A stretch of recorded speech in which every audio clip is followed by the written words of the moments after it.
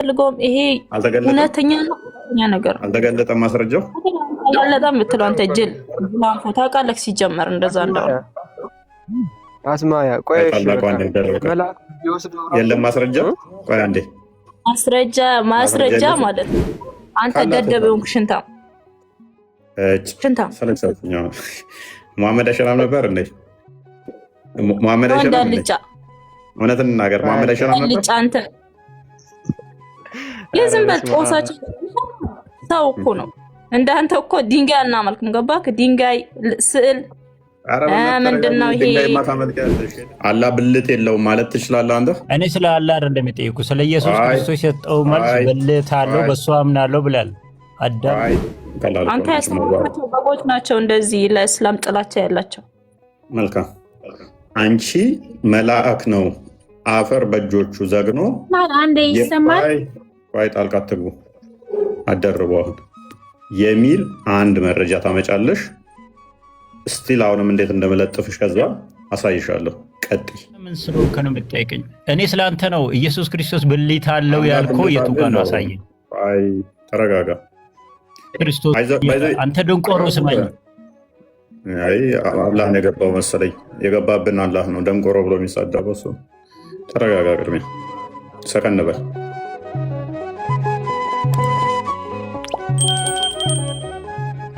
አስማ ሰላም፣ እንዴት ናችሁ? ሰላም ነው። እንኳን ደህና መጣሽ። እንኳን ደህና ቆያችሁኝ። ኦኬ፣ ጥያቄያችንን ሰምተሻል? ምን ነበር? አላህ የት ነው ያለው? ከአርሽ በላይ። ከአርሽ በላይ ምኑ ነው ያለው?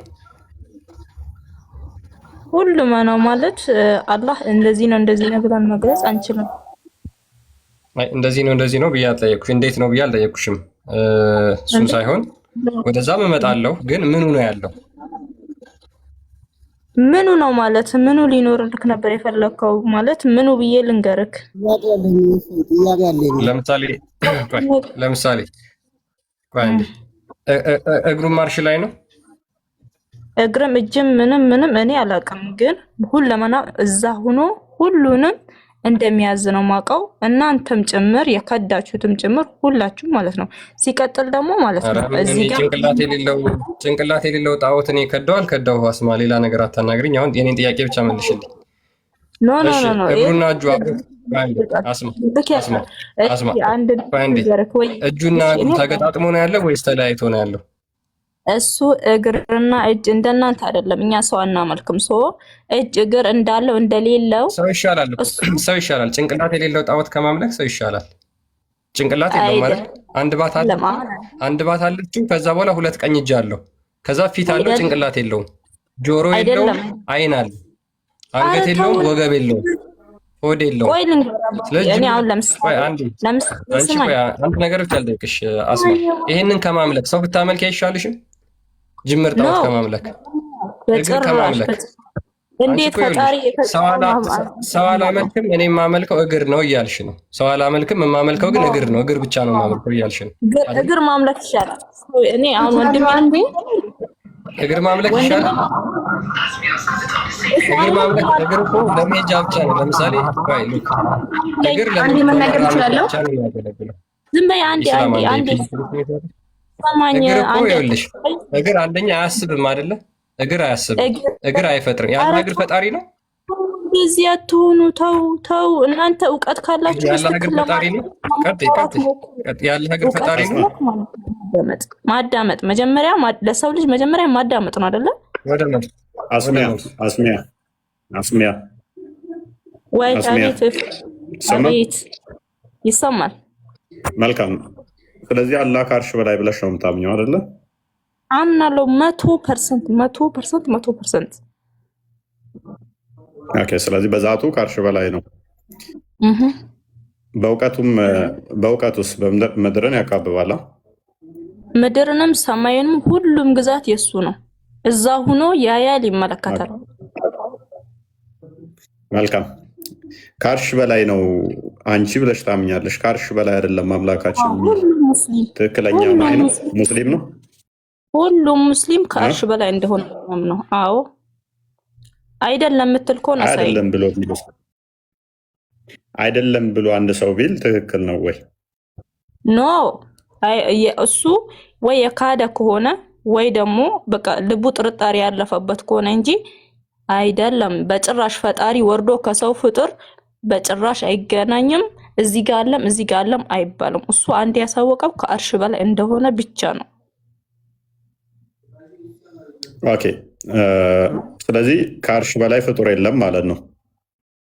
ከአርሽ በላይ ፍጡር ይኖር አይኖር አላውቅም፣ ግን የአላህ ፍጥረታት በሙሉ ታችን ናቸው ያሉት። እሱ ብቻ ነው የሚገባው ምንድነው ሰማይ አርሽ። እስኪ ምናልባት ኦኬ አስማ ፍጥረቱን በእውቀቱ ነው በዛቱ ነው እየፈጠረው አለ ፍጥረትን ሲፈጥር? በእውቀቱም በግዛቱም በሁሉም ነገሩ። አሁን ለምሳሌ ሰማይና ምድርን በእጆቹ ዘረጋቸው ይላል አይደለ? አዳምንም ቢሆን ጭቃ በማንቦልቦል ነው እየሰራው ምዕራፍ 38 ላይ እንደተነገረው አይደለ? እናንተ እንዴት እንደምታምኑ ልንገርክ። ኖ የኔን ጥያቄ መጀመሪያ ቆይ አንዴ አይ እዚህ ማለት አይደለ? አዳምን ከጭቃ ነው የፈጠረው አይደለ? አዎ እናንተም ታምናላችሁ እኮ ችግር የለውም እኛ ማመናችን። ስለዚህ አሁን ከጭቃ ከፈጠረው አዳምን ሲፈጥረው ወደ ፍጥረቱ ገብቶ ነበር ማለት ነው አይደለ? ወደ ፍጥረቱ ማለት ምክንያቱም ጭቃ ያለው ምድር ላይ ነው። ከጭቃ የሚፈጥረው ከሆነ አላህ ከጭቃ የሚፈጥረው ከሆነ አላህ ሐሳቤን አዳምጪኝ። እኔት አዳምን ከጭቃ የሚፈጥረው ከሆነ አንድ አዳምጪኝ ፕሊስ። ጭቃ ያለው በምድር ውስጥ እንደመሆኑ መጠን ምድር ላይ መጥቶ ነበር ማለት ነው አይደለም? እሱ አይደለም የመጣው መላእክት መጥቶ ነው ጭቃ የወሰደው። ስለዚህ መልአክ ነው እየፈጠረው አላህን? መልአክ አይደለም። አላህ መጀመሪያ ሰማይና መልአክ ነው እኮ አልሽኛውን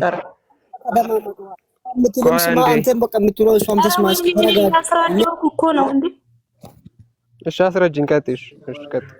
እሺ አዳምን እንዴት እንደፈጠረው ልንገርክ። እሺ አዳምን በጭቃ ፈጠርኩት አለ እንጂ በጭቃ አብኩቶ ወይም ደግሞ እሱ ጭቃ ከምድር አፍሶ አይደለም። ማንበብ ትችላለህ። እሺ ጭቃው ከየት መጣ? ከምድር። መጀመሪያ አላህ ምድርንና ሰማይን የፈጠረው አይደለ? ከምድር ማለት ነው። እሺ እኮ ስለዚህ ከጭቃ ስለፈጠረው ጭቃን ለመስራት ወይም አዳምን ለመፍጠር ወደ ፍጥረቱ መጥቶ ነበር ማለት ነው አይደለ? አልመጣም። ለምን መጥቷል እንድልክ ትላለህ? አልመጣም። እኔ መጀመሪያም አልመጣም። ጭቃውን ከየት ነው ያገኘው? ከመሬት። ስለዚህ ከመሬት ካገኘው ጭቃውን መሬትን ነክቷታል፣ ወደ ፍጥረቱ መጥቶ ነበር ማለት ነው። እሱ አይደለም መላእክት ነው እያልኩክ ነው። መላእክት ነው እያልኩክ ማስረጃ አስችል። መላእክት ወሰደለት የሚል ማስረጃ እኮ ስጭኝ። መላእክት ወስዶለት ነው እንጂ አላህ ነው የወሰደው። ሰው ራሱ አላህ ነው በእጆቹ የወሰደው አይደለም። ወላሂ ብላሂ ይኸው ልንገርክ እምልልሃለሁ አላህ አይደለም። ይሄን ደግሞ ታውቃለህ። ይሄን ደግሞ ማለት ነው ተሳስተሻል ካል እስኪ እውነት እናንተ ጭንቅላት እና ከውሱ ተገናኙ። አንብቢው በአማርኛ አድርግልኝ። አንብቢው አላህ ነው የወሰደው። ይሄው አረብኛው አድርግልኝ። በአማርኛ ነው አረብኛ አልፈልግም። በአማርኛ አድርግልኝ። ሐዲስ ተተርጉሟል በአማርኛ ተተርጉሟል። ሐዲስ ምን ሐዲስ ነው የተተረጎመው በአማርኛ? አድርገው በጎግል ይቻላል። ወደ አማርኛ ተተርጉሟል። ወደ አማርኛ ምን ተተርጉሟል? አሁን ነው ማለት ነው። ያልተተረጎመ ነገር የለም። እውነት የምታወራ ከሆነ ወደ አማርኛ አድርገው። ይሄ ሁላ ሰው ያነበው ሐዲስ የለም በአማርኛ። አንድ የተረጎማችሁት ሉክ አንዴ ቆይ አንዴ ይኸውልሽ አስማ ሐዲሶች በአማርኛ ቢተረጎሙ ሙስሊሞች ዛሬ እስልምና ውስጥ አንድ ሙስሊም አይቀመጥም። እያንዳንዱ ያለችውን አስተምሩ በእንጣት ማንበብ ስለምትችል ቆይ አንዴ ፕሊስ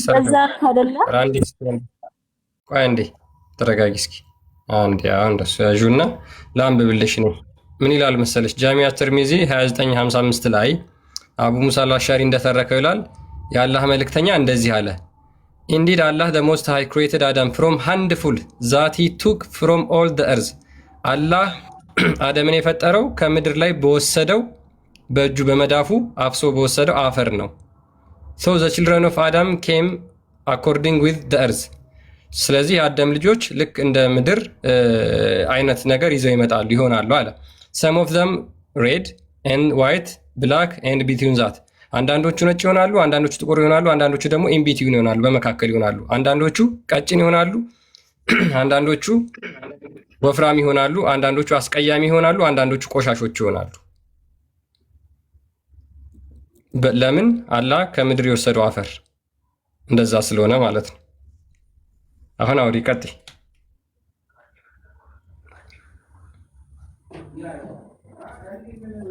ታማ አይደለ?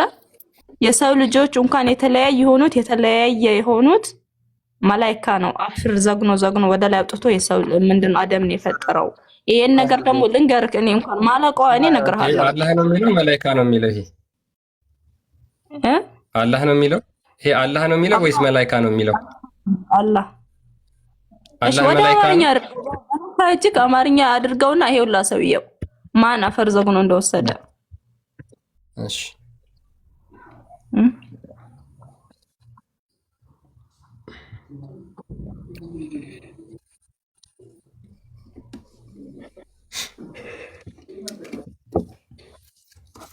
ልብ በሉ፣ እሷ እያለች ያለችው ፈጣሪ አይደለም።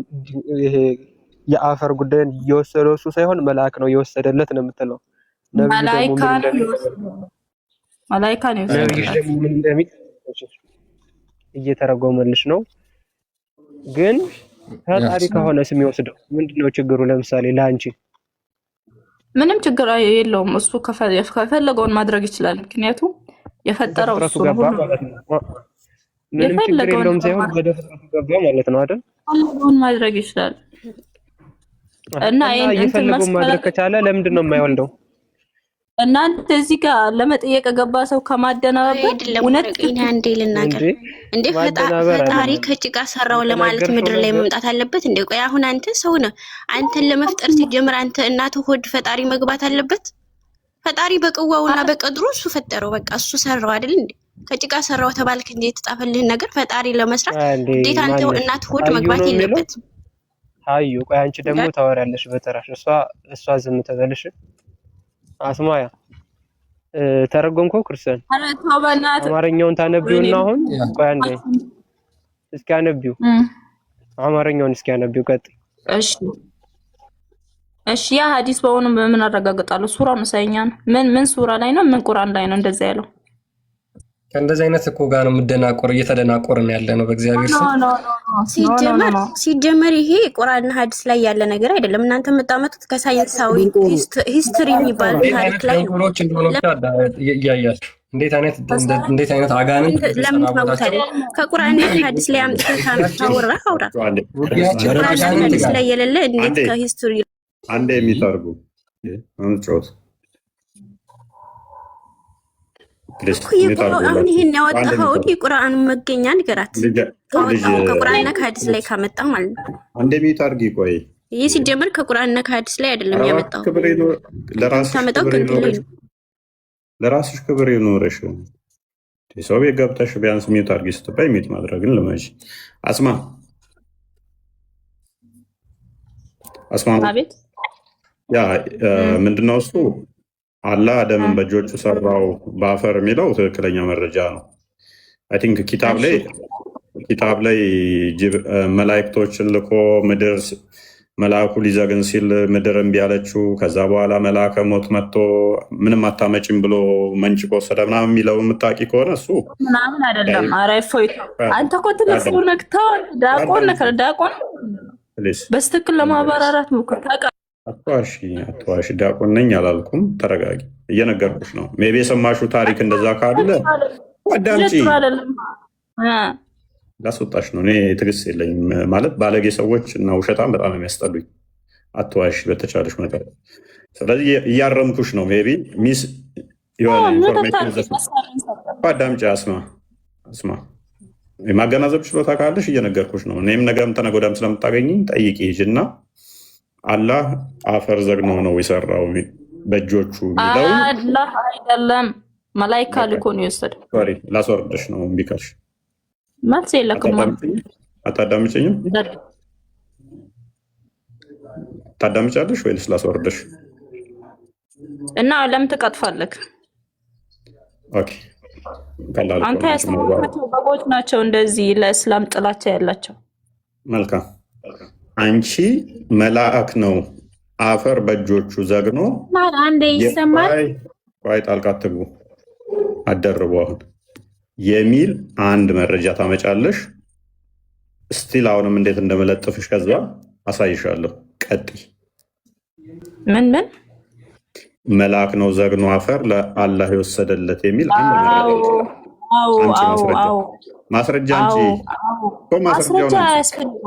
ማስረጃ አያስፈልገውም። ይሄ እውነተኛ ነገር አልተገለጠም። ማስረጃው አልተገለጠም የምትለው አንተ ጅል ላንፎ ታውቃለህ። ሲጀመር እንደዛ እንደሆነ አስማያ ቆይ የለም ማስረጃ። ቆይ አንዴ ማስረጃ ማለት ነው። ማስረጃ አያስፈልገውም። ይሄ በእናት እፎይ። ኧረ ተው፣ ትልቅ ሰው ነክ እና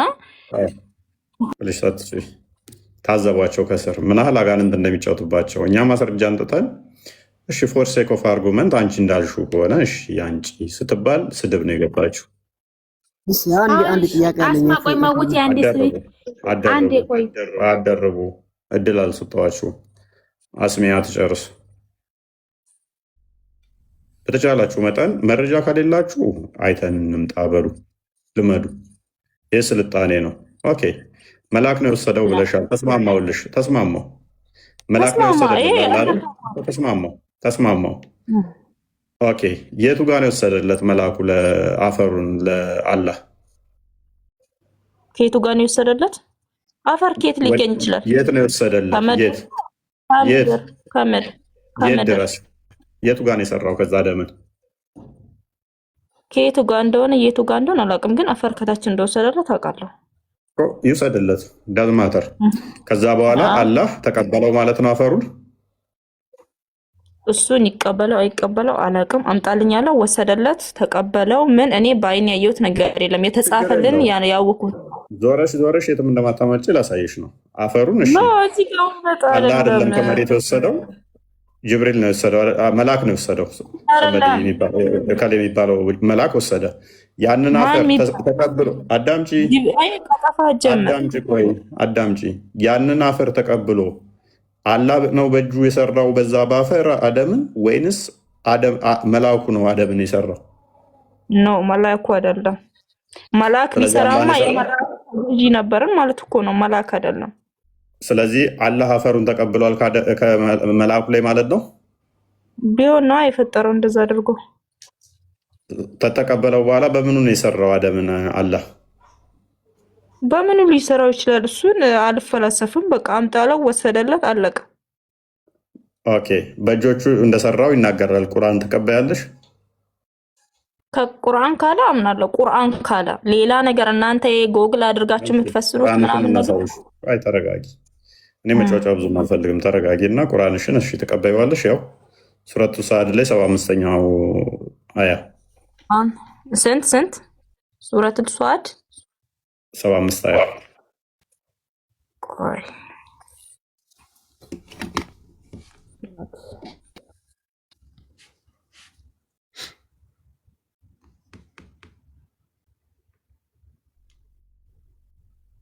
እሺ ያው አንብቤ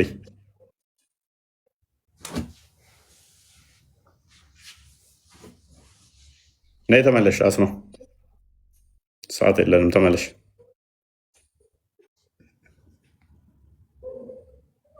አስማ ያው ተከፍቶልሻል ፊት ለፊት ነው ማነበው እያልኩክ ነው። ሷድን ሱረቱ አውጣና ራስ ቆይ ላውጣ እየፈለኩት ነው። ይኸው ተከፍቷል ፊት ለፊት ጨለቀምሽ።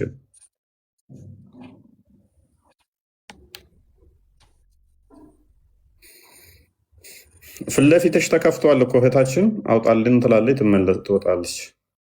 ኦኬ አውጪ የራስሽን። እሺ ችግር የለውም። 38ኛው ሱራ 75ኛው አያ ሱረቱ ሰዓድ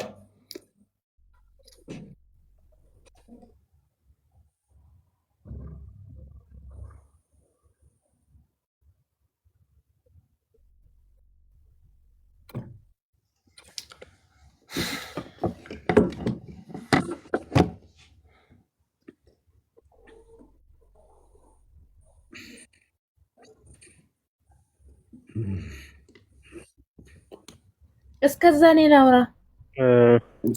ቆይ አንባ እስክትመለስ ድረስ እንጠብቃት። ምናልባት ግን መልአክ ወሰደለት የሚለውን ትርክት የምትቀበሉ ልጆች አላህ ዞሮ ዞሮ ከፍጥረቱ ገብቷል የሚለውን ማመን አለባችሁ። ምክንያቱም ጭቃውን በእጁ ሰራው አንደኛ፣ ሁለተኛ ደግሞ መልአኩ የሆነ ቦታ ድረስ ሄዶ ማቀበሉም አይቀር ነው። ምክንያቱም በቦታ ተወስኖ ስላለ አላህ በዛቱ ማለት ነው። ወይ መልአኩ ወደ ከአርሹ በላይ ሄዷል፣ ወይ ደግሞ አላህ ከአርሹ በታች ወርዷል ማለት ነው። ከሁለት አንዱ ነው የሚሆነው። አስቀምጦለት ሄደ አላችሁ፣ በእጁ ሰጠውም አላችሁ፣ ዞሮ ዞሮ ከሁለት አንዱ ህግ ጥሷል ማለት ነው። አላህ ከአርሹ በታች ወይ መልአኩ ከአርሹ በላይ ሄዷል። አንቺ ደግሞ ታነቢልናለሽ። አንዴ አንቢልን። እሺ እንደዚህ ቲክቶኩን ወጥታች አድርጌ ነው ማነባው፣ ወጥቼ ማለት ነው። ድምጽ ይሰማችኋል አይደለ? አይሰማም። እንደዛ ከሆነ አይሰማንም። ከወጣሽ ያው ፊት ለፊት ተከፍቷል እኮ ሱረት ሳር 75ኛው አያ። እሺ አንብብልኝ። አላህ ኢብሊስን ሆይ በሁለት እጆቼ ለፈጠርኩት ፈጥር ያለው በምን ለፈጠርኩት ይላል። አላህ ኢብሊስን ሆይ በሁለት እጆቼ ለፈጠርኩ ለአደም ስገድ። ይሄው በሁለት እጆቹ ፈጥሮታል። በቃ ይሆናል። ጎበዝ።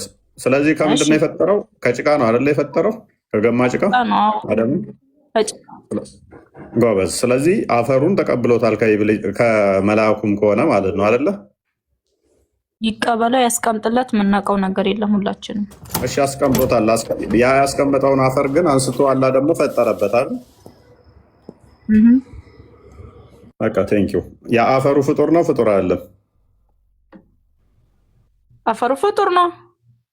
አንተ ፍጡር ነው እኮ በቃ ያላህ እጅ ወይ እንደለመድከው ረዥም ነው አጭር ነው ልትል ነው አይደለ? አልወጣኝም። መልአኩ አስቀምጦት እንዲሆን ይችላል። ስለዚህ አንስቶ በእጆቹ ፈጥሮታል። ሊትራሊ በእጆቹ ብለሻል። ስለዚህ ፍጡር ነው አፈሩ። አላህ ደግሞ እጁ ፍጡር አይደለም። ፍጡርና ፍጡር ያልሆነው ተነካክተዋል የሚል አርጉመንት ነው ማለት ነው። ልንገርህ አሁን ለምሳሌ አላህ የጠየቀሽ ትክክል ነበር።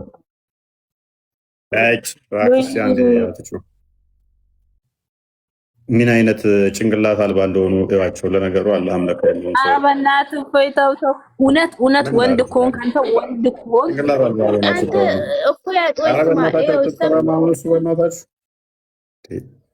ካላ ተሻሉ ጊዜ አንተ ደደብ ሆንክ። ሽንታም ሰለክሰኛ መሐመድ አይሸናም ነበር እንዴ? መሐመድ አይሸናም እንዴ? እውነትን እናገር። መሐመድ አይሸናም ነበር አንተ የዝም በል ጦሳችን ሰው እኮ ነው። እንዳንተ እኮ ድንጋይ አናመልክም። ገባክ? ድንጋይ ስዕል ምንድነው ይሄ? ድንጋይ ማታመልክ ያለሽ ሄደሽ ያቺ ፔሬድ የምትቀባዋን ጃሊያ ጊዜ ፔሬድ የሚቀባዋትን ትስሚያት የለ እንዴ? በሙሙ ቅርጽ ተስራ የተቀመጠችልሽን ድንጋይ እባክሽ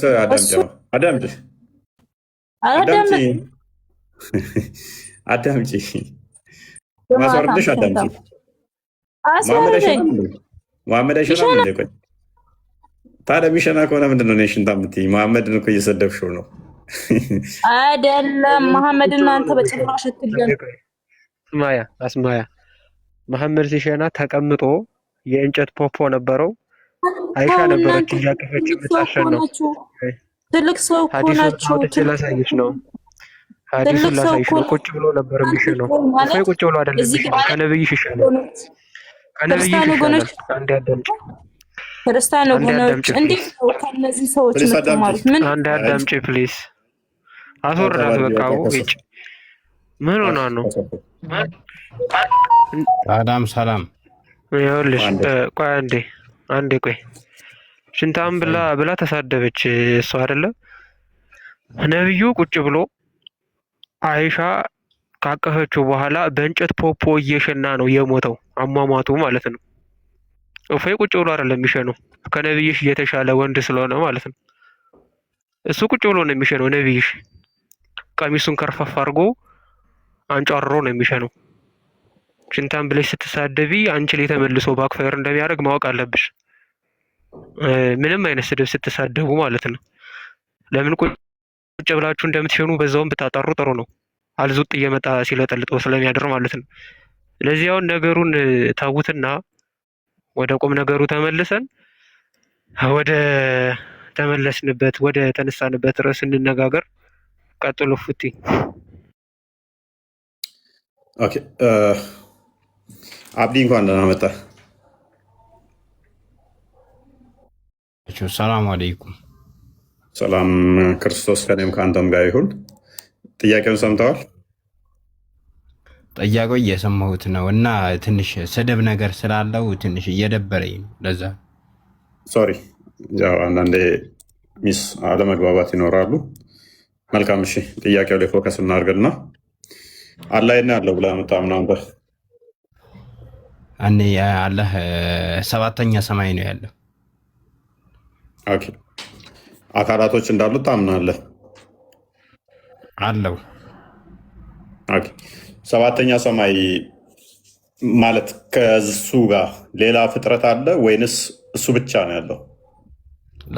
የለም፣ ከሱ በላይ ሌላ ፍጥረት የለም።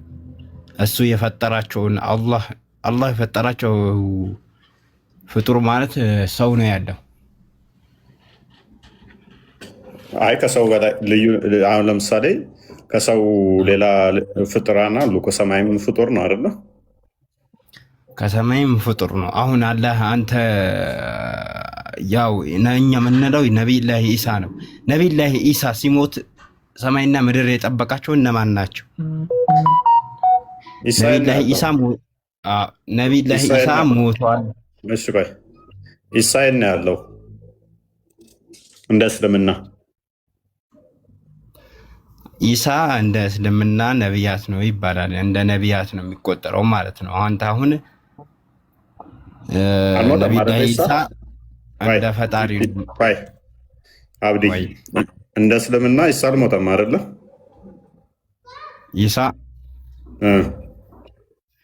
ኢሳ ሞቷል እንደ እስልምና። እርግጠኛ ነህ? ኢሳ ሞቷል። ምን ሆኖ ነው የሞተው? ታሞ ነው? ተሰቅሎ ነው? ተገድሎ ነው? እንዴት ነው የሞተው? እናንተ ተሰቅለው ነው ያላችሁት። ተሰቅሎ ለእኛ ብሎ ለህዝቡ ተሰቅሎ ነው የሞተው አላችሁ። ኦኬ እናንተስ ምንድን ነው ብላችሁ የምታምኑት?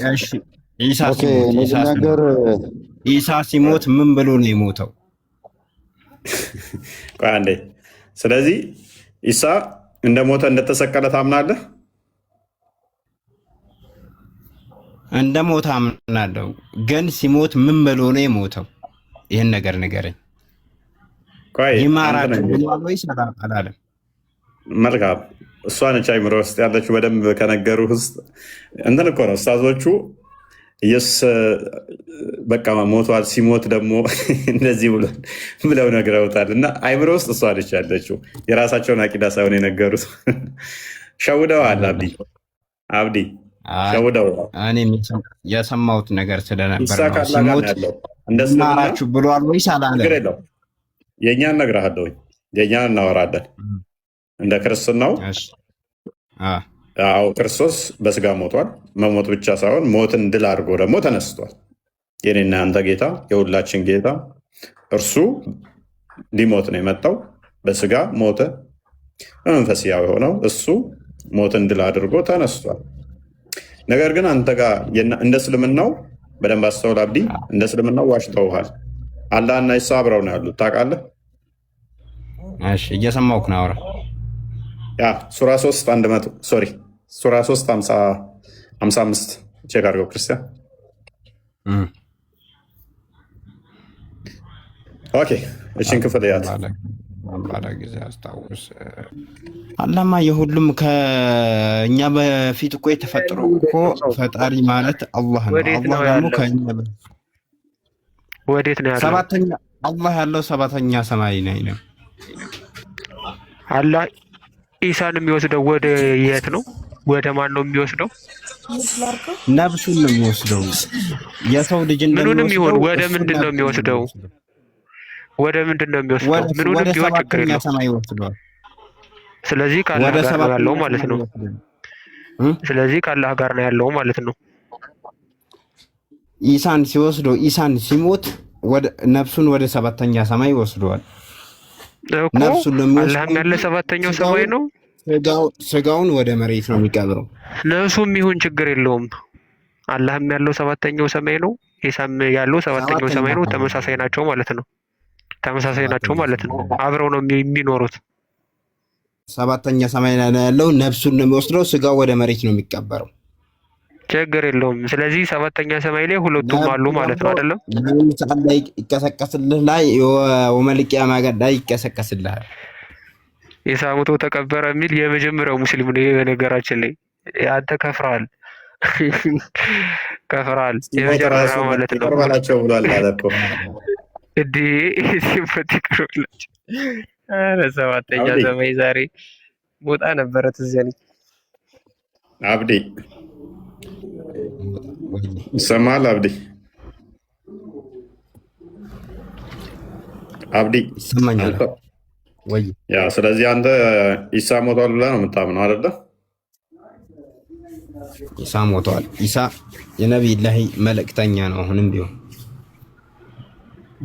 ኦኬ። ስለዚህ በእናንተ የመጣው እኮ ይቀጣል። እሱ ራሱ በእኛ ምክንያት እሱ ይቀጣል። የመጨረሻ የቂያማ ቀን በእናንተ የመጣ እሱ ይቀጣል። ኢብራሂምና እሱ የቂያማ ቀን መሐመድ በራሱ ኃጢአት አይቀጣም። ኢሳና ኢብራሂም ግን ባላጠፉ ኢብራሂምና እሱ ጥላ ይዘው ይመጣሉ። የመጨረሻ ቀን የቂያማ ቀን ጥላ የሚይዙት እነሱ ናቸው። ዝናብ እንዳይዘንብ ነው ፀሐይ እንዳያቃጥላች። የሰው ልጅ ፀሐይ ትቀርባለች። የሰው ልጅ በላብ የሚሞት አለ። በላብ ማለት ግን ፀሐይ የኩል መኳያ ያህል ነው። እንዲህ ነው የምቀርበው አይደለ? ትቀርባለች። ፀሐይ የኩል መኳያ ትቀርባለች። የሰው ልጅ የኩል መኳያ ያህል እናቴ ራሱ አታውቅም። እናቴ ራሱ እኮ አትልም። ነፍሴ ነው የምትለው። ነፍስ አዳምጠኝ። የዛን ለታ ምንም አይነት ፍጡር ከሌለ የሚታደግ ፀሐይ የኩል መኳያ ያህል እንዲመቀርብ ከሆነ ኢሳ ዳዳ እንዴት ነው እሱ የዛን ለታ ሊያስጠል የሚችለው ፀሐይ እንዲጋርድ የሚችለው? ኢሳና ኢብራሂም ጥላ ይዛሉ የራሳቸው።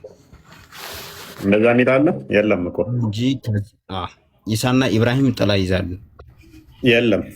ኤኒዌይስ ግን ለምንድን ነው እሱ ኢሳ በእናንተ ምክንያት ይቀጣል ያልከው? ኢሳ በእናንተ ምክንያት ይቀጣል ያልኩ እኔን ይማራችሁ ብሎ ነው ሲሞት፣ መጨረሻ ላይ ሲሞት ይማራችሁ ብሎ ነው የሚሞተው።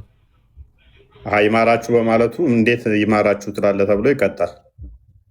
ይማራችሁ ብለዋል። ይማራችሁ ማለት ምን እንደማለት ታውቃለህ? ከሱ በላይ ፍጡር እንዳለ እሱ ስለሚያውቅ ይማራችሁ ብሎ ነው የሞተው። የሚቀጣበት ይሄ ነው። በቂያማ ቀን ነቢዩላህ ኢሳ ሲሞት ይድፋችሁ ይግደላችሁ ነበር እንደ ሙሐመድ ማለት የነበረበት። ሙሐመድ ሲሞት እንደዛ ነው ያለው። ክርስቲያንና ይሁዶችን አላህ ያጥፋችሁ እያለ እየተራገበ ነው የሞተው። ኤኒዌይስ ወደ ቶፒኩ ባክ እናድርግና አንዴ ነቢዩላህ ኢሳ ሲሞት አንዴ አዳምጠው ወንድማችን። ኦኬ አላህ ያለው ብለህ ነው አሁን የምታምነው? ከሰባተኛ ሰማይ በላይ ነው ያልከን? ሰባተኛ ከሰማይ በላይ ነው ያምንበታል። ከሌሊቱ አንድ ሶስተኛ ወደ ቅርቢቱ ሰማይ እንደሚመጣ ታምናለህ? ከሌሊቱ ሌሊት አላህ ወደ ቅርቢቱ ሰማይ እንደሚመጣ። ቆይ ድገም፣ ትንሽ ኔትወርክ እየያዘኝ። አላህ ሌሊት ወደ ታች እንደሚመጣ ታምናለህ ወይ? ወደ ቅርቢቱ ሰማይ አይደለም። አልሰማም። አይሰማም። እኔ ይሰማል። ድምፅህ ትንሽ እየያዘው ነው። ሌሊት አላህ ቀጥልሽ ይሰማል በደንብ አብዲ። አላህ ሌሊት ወደ ቅርቢቱ ሰማይ ይመጣል ብለህ ታምናለህ ወይ ነው ጥያቄው?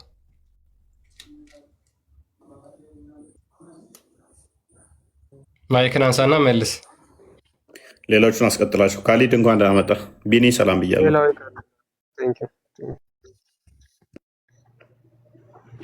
ሰላም ብያለሁ። ይመስገኑ። ቀጥሉ። ካሊድ ይሰማል? ይሰማል ይሰማል። እንኳን ደህና መጣ።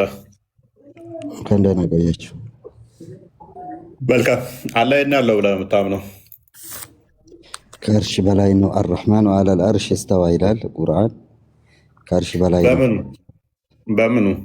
በኢልሙ ወይንስ በዛቱ? በሁሉ ነገሩ። በሁሉ ነገሩ። በዛት ሚል አለ።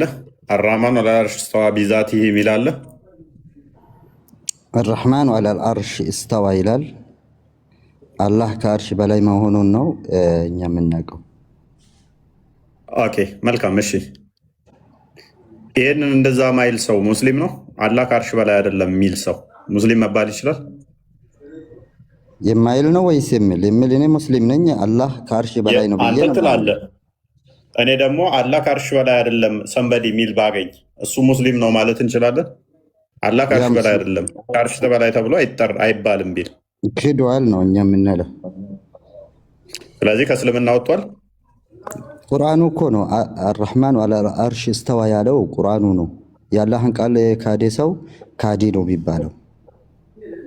ያ ካዲ ስለዚህ ገነት ነው የሚገባው ገሃነም? ካዲ ያው ገሃነም ነው የሚገባው። ክዷል ኦልሬዲ አላህን ስለ ካዴ። መልካም እሺ። አላህ ከአርሽ በላይ የሆነው መቼ ነው? መቼ ነው አልተባለም።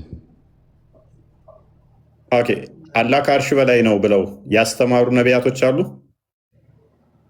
ነቢያቶች በሙሉ አላህ ከአርሽ በላይ ነው ብሎ ነው የሚያምነው።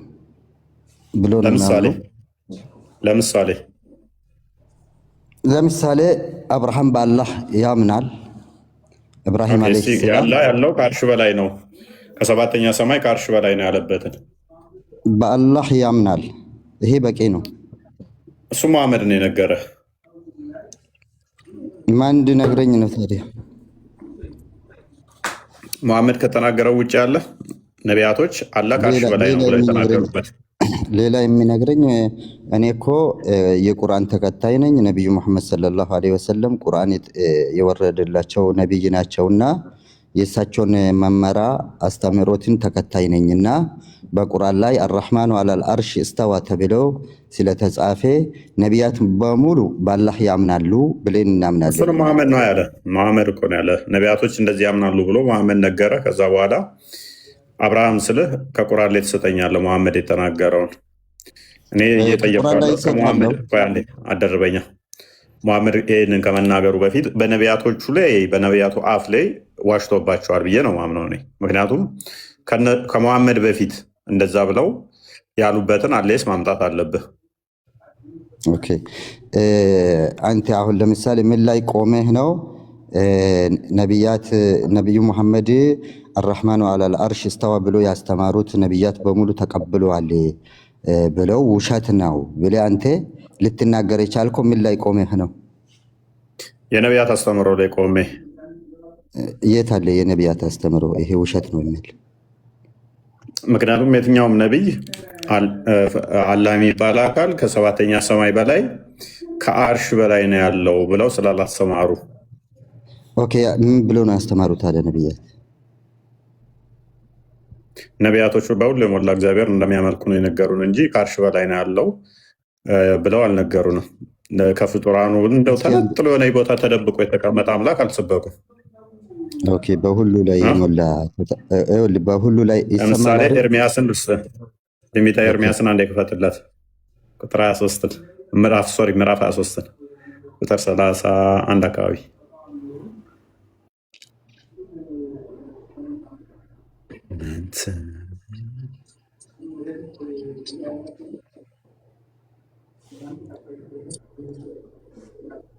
ኦኬ እንደዚህ ይላል። ቁጥር 23 ላይ እኔ ቅርብ አምላክ ነኝ እንጂ የሩቅ አምላክ አይደለውም። ሩቅ የሆነ ትልቅዬ ከሰባተኛ ሰማይ በላይ ከፍጡራን ወደ ታርቆ ከዛ በኋላ ከአርሽ ትልቅዬ ግዙፍ አርሽ የሚባል ከዛ በላይ ያለ አምላክ አይደለም የሰበኩት ነቢያቶች። እኔ የቅርብ አምላክ ነኝ። እኔ ምንድነኝ? የቅርብ አምላክ ነኝ እንጂ የሩቅ አምላክ አይደለውም። ሰው በስውር ቢሸሸግ እኔ አላየውም።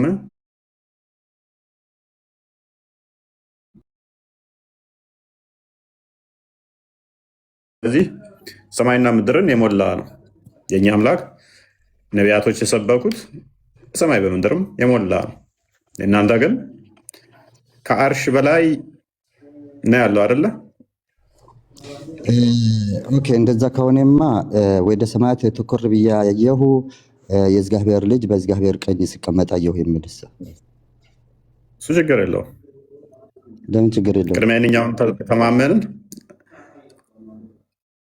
አንተ እንዳልከው እንኳን በወስድልህ የአንተና የነቢያቱን አስተምሮ አንተን አይመጣውም። አንተ ከአርሽ በላይ ነው ብለህ ነው የምታምነው። ያው ነው ወደ ሰማይ ትኩር ብዬ አየሁ ይላል። ይህንን አትቀበልም አንተ ወይስ ትቀበላለህ? እቀበላለሁ፣ ችግር የለውም። አንተ እንዳልከው ባይልም እቀበላለሁ። እና የሰው ልጅ በእግዚአብሔር ቀኝ እጅ ሲቀመጥ በሰማይ ይህንን ትቀበላለህ? እስኪ ጥቅሱን ጥቀሰው። ምን ላይ ነው የሚለው? እንደዛ ኦኬ፣ ጥቅሱን አወጣልሃለሁ፣ ትጠብቀኛለህ። ችግር የለውም። አስተካክልና ጥቀሰው። ኦኬ፣ ጠብቀኝ። ግን በዛው መጠን ደግሞ የምጠቅሰው ጥቅስ እስልምና እንደሚቀብርብህ አውቀው። አዘጋጀው። እስከዛ ፏድ ቀጥል።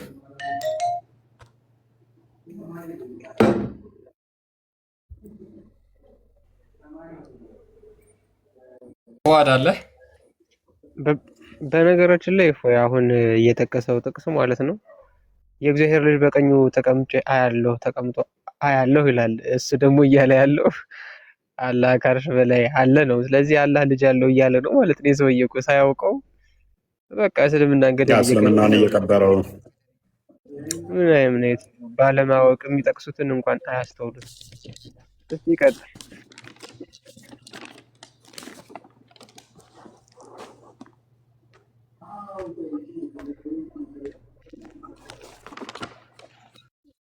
ካሊድ አመጣ።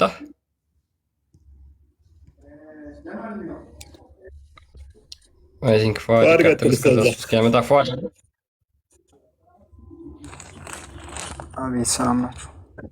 ሰላም ነው። እንዴት ነህ? ሰላም፣ ፈጣሪ ይመስገን። ኦኬ፣ አላህ የት ነው ያለው ብለህ ነው የምታምነው ፏድ?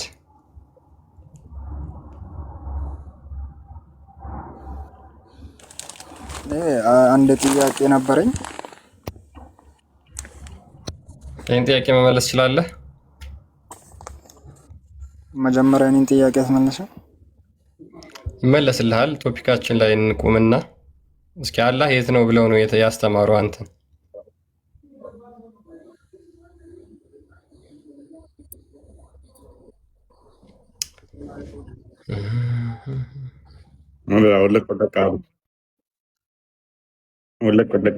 ነው የሚለው ጥያቄ ምናልባት ከብዷቸው ከሆነ አላህ ቢለብሳትን ሂጃብ ጥቅሟን ቢነግሩንስ? ስለሷም ምናልባት አንድ ቀን እንገባበት ይሆናል በርግጥ ጊዜ ከፈቀደ። ብዙ ሰምቶት የማያውቁ ሰውም ሊኖር ስለሚችል አላህ የሚለብሳት ሂጃብ እንደሚለብስ አላህ ያው አብዛኞቻችሁ ታውቃላችሁ ብዬ አስባለሁ። ጥቅሟንም በዛው እንዲነግሩን። የሚለብሳት ሂጃብ ከፍጡራን ወገን ናት ወይስ ካልተፈጠሩት ከአርሾ ከምናምን ወገን ናት የሚለውንም በዛው እንዲያስረዱን እናደርጋለን። ዛሬ ግን ከቻላችሁ ስለ አርሾ መልሱ። ማትችሉ ከሆነና አቅማችሁ የማይፈቅድ ከሆነ ግን እንግዲህ ኒውት እያደረጋችሁ ትወርዳላችሁ፣ እኛ እናብራራላችኋለን ማለት ነው። ካልሆነ ቃል ኔትወርክ ይሰራል። ሰላም ብያለሁ። ያ ሰላም ብለናል። ቃል ሀሊማ አላህ የት ነው ያለው ብለሽ ነው የምታምኝ? ልጠይቅ ስለሆነ የገባሁት ሁሌ አንቺ ጥያቄ ነው የምትጠይቂው፣ ትመልሳለሽ። ሁሌ አንቺ ጥያቄ ነው። ገና እየገባሁ ነው። ተረጋጋ። መቼስ ጀመር እዚህ ገብቼ አላውቅም። መልሳለሽ። ኧረ እባክህ ክርስትናን አስተምረኝ ለመማር ነው የመጣሁት። እንዴ የት ነው ያለው? ያስተማሯችሁን እስልምና እስኪ ያስተምሩን። የት ነው አላህ የት ነው ያለው ብሎ ነው ያስተማሩሽ? አሁን አንቺን መስጊድ ውስጥ ያስተማሩሽ ክርስትናን እንደዚህ መጠየቅ አለብሽ ብለው ጥያቄ ጭነውብሽ ነው የመጣሽው ወይንስ ስለ አላህ አስተምረውሻል መስጊድ ውስጥ? እስኪ መልሽ። ምንድነው የሚያደርጓቸው መሰላችሁ? ምንድነው የሚያደርጓቸው መሰላችሁ? አንዴ ክላሪፋይ ላድርግላቸው በደንብ። መስጊድ ውስጥ ስለ ክርስትና መጽሐፍ ቅዱስን ቁጭ ያደርጉና ያሸክሟቸዋል ጥያቄ። ክርስቲያኖች እንደዚህ ብላችሁ ጠይቋቸው፣ ስለ ስላሴ እንደዚህ ብላችሁ፣ ስለ መጽሐፍ ቅዱስ እንደዚህ ብላችሁ፣ ስለ ክርስቶስ እንደዚህ ብላችሁ ጠይቋቸው ብለው ጥያቄ ያሸክሟቸዋል። ስለ ፈጣሪያቸው ግን ምንም የሚያውቁት ነገር የለም። ከዛ እስልምና ውስጥ የሚቆዩት እንዴት ነው? አንቀው ክርስትና ላይ በማብቃት ነው ማለት ነው። ጥያቄ ስላለኝ ነው ወይስ ስለ ክርስትና አንተ ስለምን ማስተማር አትፈልግም? እንዴት ነው ወደ ክርስትና? በጣም ነው የምፈልገው እኔ በጣም ነው ስለ ክርስትና ደስ እያለኝ ነው ማስተማረው። ኢቭን ባይ ተረጋጊ ፕሊስ፣ አንዴ ተረጋጊ። ምንም አታውቂም ስለ እስልምና? ቆይ አንዴ፣ ስለ እስልምና ምንም አታውቂም? አንዴ ቆይ፣ ወይም ጥያቄ ካላችሁ ደግሞ መታችሁ አብዲ ሸጎሌ ተመለስ። ስለዚህ ጥያቄ ስላለ ጥያቄ መልሱልኝ፣ አስተምሩ። ልማር ነው የመጣሁት። እሺ ትንሽ ጠብቂ፣ በቃ ትጠይቂያለሽ። እሺ አንዴ ትንሽ ጠብቂ፣ ትጠይቂያለሽ። ኦኬ አብዱ እንኳን ደህና መጣ። አብዱ ይሰማል? የኔን ጥያቄ አትመልሱልኝም? ትጠይቂያለሽ ተባልሽ እኮ ትንሽ ጠብቂ።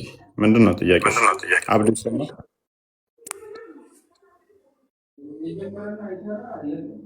ምንድን ነው ጥያቄሽ? እሺ ስለ ስላሴ ትንሽ እንድታስረዳኝ ነበር።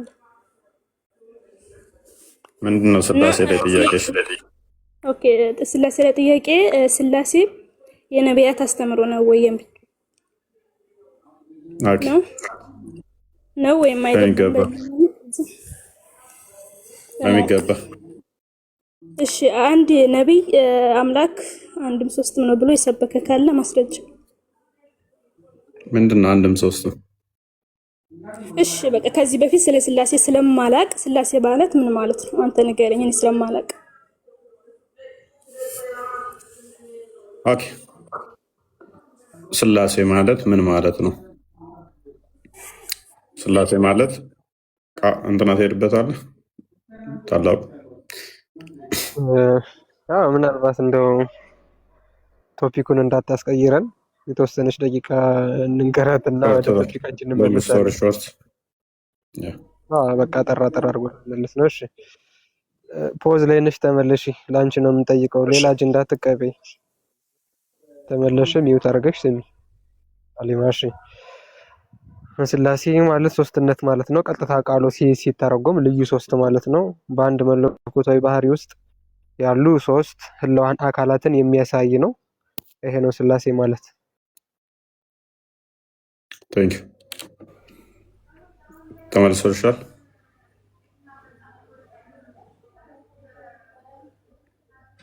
ሀሊማ አለውኝ ነኝ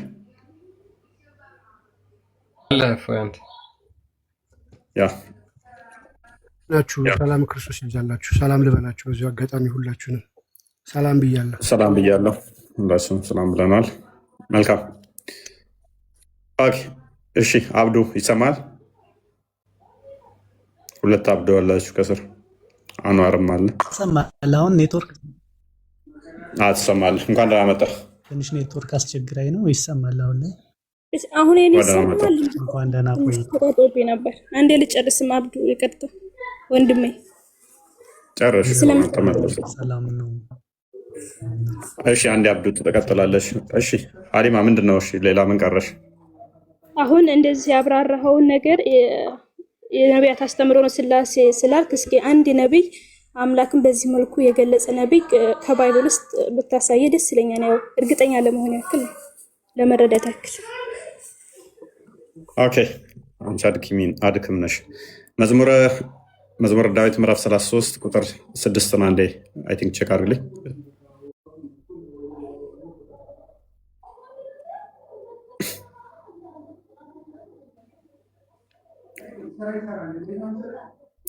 ኦኬ በእግዚአብሔር ቃል ሰማያዊ ጸኑ፣ በእግዚአብሔር ቃል ሰማያዊ ጸኑ፣ ሰራዊታቸው ሁሉ በአፍ ውስጥ ትንፋስ ይላል አይደል? ስለዚህ ለስላሴ ማስረጃዎቹን አልገባም። አዳምጫ ግልጽ እንዲሆን ሰማዮች በማን ቃል ጸኑ ይላል? በእግዚአብሔር ቃል ይላል። ስለዚህ እግዚአብሔር ቃል ሰማዮችን የፈጠረ የዘረጋ ነው። አፍ ውስጥ እስትንፋስም እንደዛው። ስለዚህ እስትንፋሱ እግዚአብሔርን መንፈስ ቅዱስ ብለን እንጠራለን።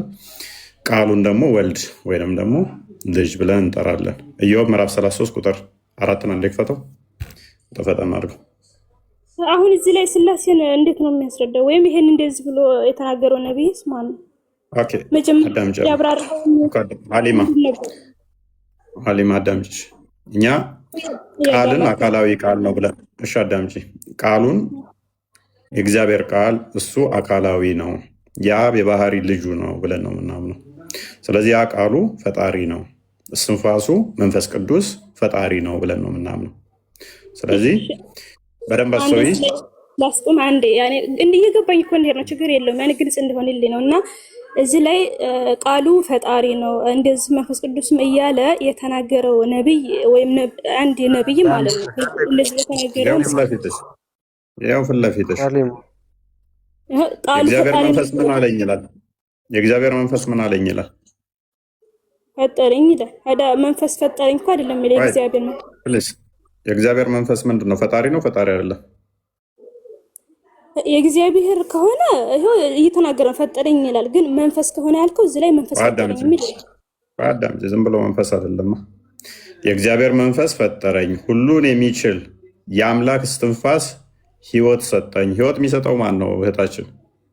የአምላክ ነው። የአምላክ እስትንፋስ ነው እንጂ እስትንፋስ ህይወት ሰጠኝ የሚል የለም። አዳምጪ ፕሊስ አዳምጪ። ወይደም እኮ የአምላክ እስትንፋስ ህይወትን ይሰጣል አይደለ? አዎ የአምላክ የሚለውን አስመልክታ ችግር የለውም እኮ አዳምጪ። የአብ የባህሪ ህይወቱ እስትንፋሱ መንፈስ ቅዱስ ብለን እንጠራለን። እሱን ህይወት ይሰጣል፣ ይፈጥራል፣ አካላዊ ነው ብለን እናምናለን። የአብ የባህሪ ቃሉ ልጁ እርሱ ይፈጥራል። ልክ አንቺ ቁርአን ያለ ቃል ነው ፍጡር አይደለም ብለሽ እንደምታምኚ እኛም ደግሞ ምን እናምናለን? የእግዚአብሔር ቃል እርሱ አካላዊ ነው፣ ዝሮ አይደለም፣ እንደ ሰው በአየር ላይ የሚፈስ ዝሮ አይደለም፣ መፍጠር የሚችል አካላዊ ነው። ስለዚህ የእግዚአብሔር ቃል ፈጠረኝ፣ እግዚአብሔር ቃል ፈጠረ ሰማዮችን ሲል ቃሉ ፈጣሪ ነው፣ እስትንፋሱ ፈጣሪ ነው። ስለዚህ ምን እናምናለን? አዳምጪ ያደረጉ ማለት ግልጽ ያልሆነልኝ እኮ እየጠየኩት የምንግባባው እዚህ ላይ የእግዚአብሔር መንፈስ ፈጣሪ ነው የሚለው ወይስ መንፈስ ራሱን ችሎ ፍጡር ነው ወይም ፈጣሪ ነው ይላል? እዚህ ላይ ባመጣው ጥቅስ መሰለኝ እኛ ፍጡር ነው አንልማ እህታችን። መንፈስ የእግዚአብሔር መንፈስ ፍጡር ነው እንላለን እንዴ? የእግዚአብሔር የባህሪ ህይወቱን እኮ ነው። አዳምጪሽ፣ የባህሪ ህይወቱ የባህሪ እስትንፋሱ አካላዊ ነው፣ መፍጠር የሚችል ነው። በደንብ አስተውይ። ስለዚህ እግዚአብሔር የአብ የባህሪ ህይወቱ የአብ የባህሪ እስትንፋሱ ፍጡር ሳይሆን ፈጣሪ ነው፣ የሚፈጥር ነው። ስለዚህ ፈጠረኝ ሲል የአላህ እስትንፋሱ ፍጡር ነው እንደ እህታችን አይደለም። ወደዛ እንሄዳለን። እስልምና ላይ እኔ ለመጠየቅ ስለሆነ የምመጣው። ስለዚህ ተረጋጊ። እግዚአብሔር መንፈስና መንፈስ ፈጣሪ ነው ማለት ይለያል ወይስ አይለያይም? ኦኬ እንደዚህ አድርገሽ ነው አንቺ እያሰብሽ ያለሽው። ሶስት የተለያዩ ዲስቲንክት የሆኑ እንደኔ እንደ አንቺና እንደ ታላቁ ጅብሪል እርስ በርሳቸው ማይገናዘቡ ዛጋ ቁጭ ያሉ አካላትን እየፈለግሽ ነው። እኛ ምን እናምናለን መሰለሽ? አንዱ በአንዱ ህልው ናቸው፣ በኩነት ይገናዘባሉ ብለን እናምናለን። ስለዚህ አንዱ በአንዱ ህልው መሆናቸውን ስለምናምን አንዲት መለኮት አለች ብለን ስለምናምን በአካል ሶስት ብንልም በመለኮት አንድ ብለን ስለምናምን አንቺ እየጠበቅሽ ያለሽው 3% ዲስቲንክት የሆኑ በማንነትም በምንነትም የተለያዩ የተነጣጠሉ እንደዛ እየጠበቅሽ ስለሆነ ነው። ኤኒዌይስ ክርስቲያን ምታነበቃለ ቀጥልሽ። እሺ በአካል ስንት ነው? አሁን በተናገርኩት መሰረት በአካል ላንብብልሽ። ያው ምናልባት ይሄ በጣም ግልጽ ይመስለኛል። የጥቅስ መጽሐፈ ጥበብ ምዕራፍ 1 ቁጥር 7 ላይ ምን ይላል መሰለሽ? የእግዚአብሔር ሕይወቱ መንፈስ ቅዱስ በዓለም መልቷልና ዓለምን ሁሉ የፈጠረ እርሱ ነገራቸውን ፈጽሞ ያውቃል ይላል። ስለዚህ የእግዚአብሔር መንፈስ ምንድነው ማለት ነው? ፈጣሪ ነው። ልክ ቃሉ ፈጣሪ እንደሆነው መንፈሱም እንደዚሁ ፈጣሪ ነው፣ ነገር ግን አካላዊ ነው ብለን እኛ እናምናለን። እግዚአብሔርና መንፈሱ ይለያሉ ወይስ አይለያዩም? እዚህ ላይ በመለኮት አንድ ናቸው። እህታችን ማለት እግዚአብሔር የሚለው ውስጥ መንፈስ ቅዱስ አይካተትም ማለት ነው። ያኔ እግዚአብሔር የሚለውና መንፈስ የሚለው የተለያዩ ናቸው። እዚህ ባመጣው ጥቅስ መሰረት ትንሽ ግራ ስለገባኝ ነው። በምንድን ነው ሳይለያዩም ይለያያሉ የምትይው? የእግዚአብሔር ሕይወቱ መንፈስ ቅዱስ በዓለም መልቷልና ዓለምን ሁሉ የፈጠረ እርሱ ነገራቸውን ፈጽሞ ያውቃልና ይላል። እዚህ ላይ የእግዚአብሔር አለና መንፈስ ቅዱስ አለና እግዚአብሔርና መንፈስ ቅዱስ የተለያዩ ናቸው ወይ ነው ጥያቄ። ኦኬ ያለሽ እኛ ሶስት አካል እናምናለን ታላቁ ብሎሽ ነበር ቅድም። ስላሴ ማለት ሶስትነት ብሎ ሲነግርሽ ሎክ በኩርነት አስተምሮ ምን እናምናለን መሰለሽ? ልብ፣ ቃልና እስትንፋስ ብለን እናምናለን። ስለዚህ እግዚአብሔር ወይንም ደግሞ አብ ቃል አለው፣ የባህሪ ቃል አለው። ሚዩት አይደለም፣ ወይንም ደግሞ ልክ እንደ ዲዳ አይደለም። ቃሉም ደግሞ እንደኔና እንዳንቺ ድምፀት አይደለም። የባህሪ ቃል አለው። ያ ቃሉ ፈጣሪ ነው። የአብ የባህሪ ቃሉ ፈጣሪ ነው። አምላካችን ሙት አይደለም፣ እንደ ድንጋይም ግዑዝ አይደለም። የባህሪ ህይወት፣ የባህሪ እስትንፋስ አለው። ያ እስትንፋሱ መንፈስ ቅዱስ ተብሎ ይጠራል። ኦኬ፣ ስለዚህ እስትንፋሰ እግዚአብሔር ተብሎም ይጠራል።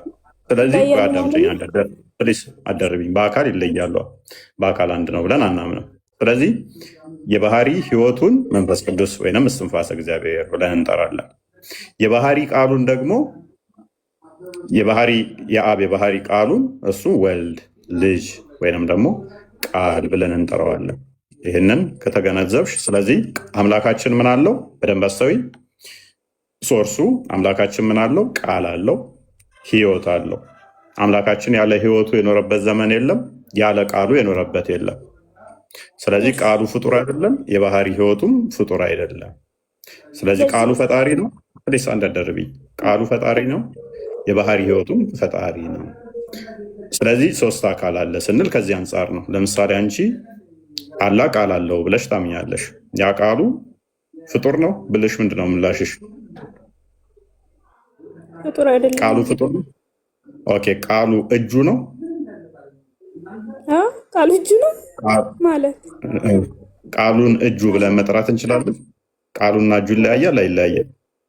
ኦኬ፣ ቃሉ እንደኔና እንዳንቺ ዝርው ነው፣ ድምፀት ነው።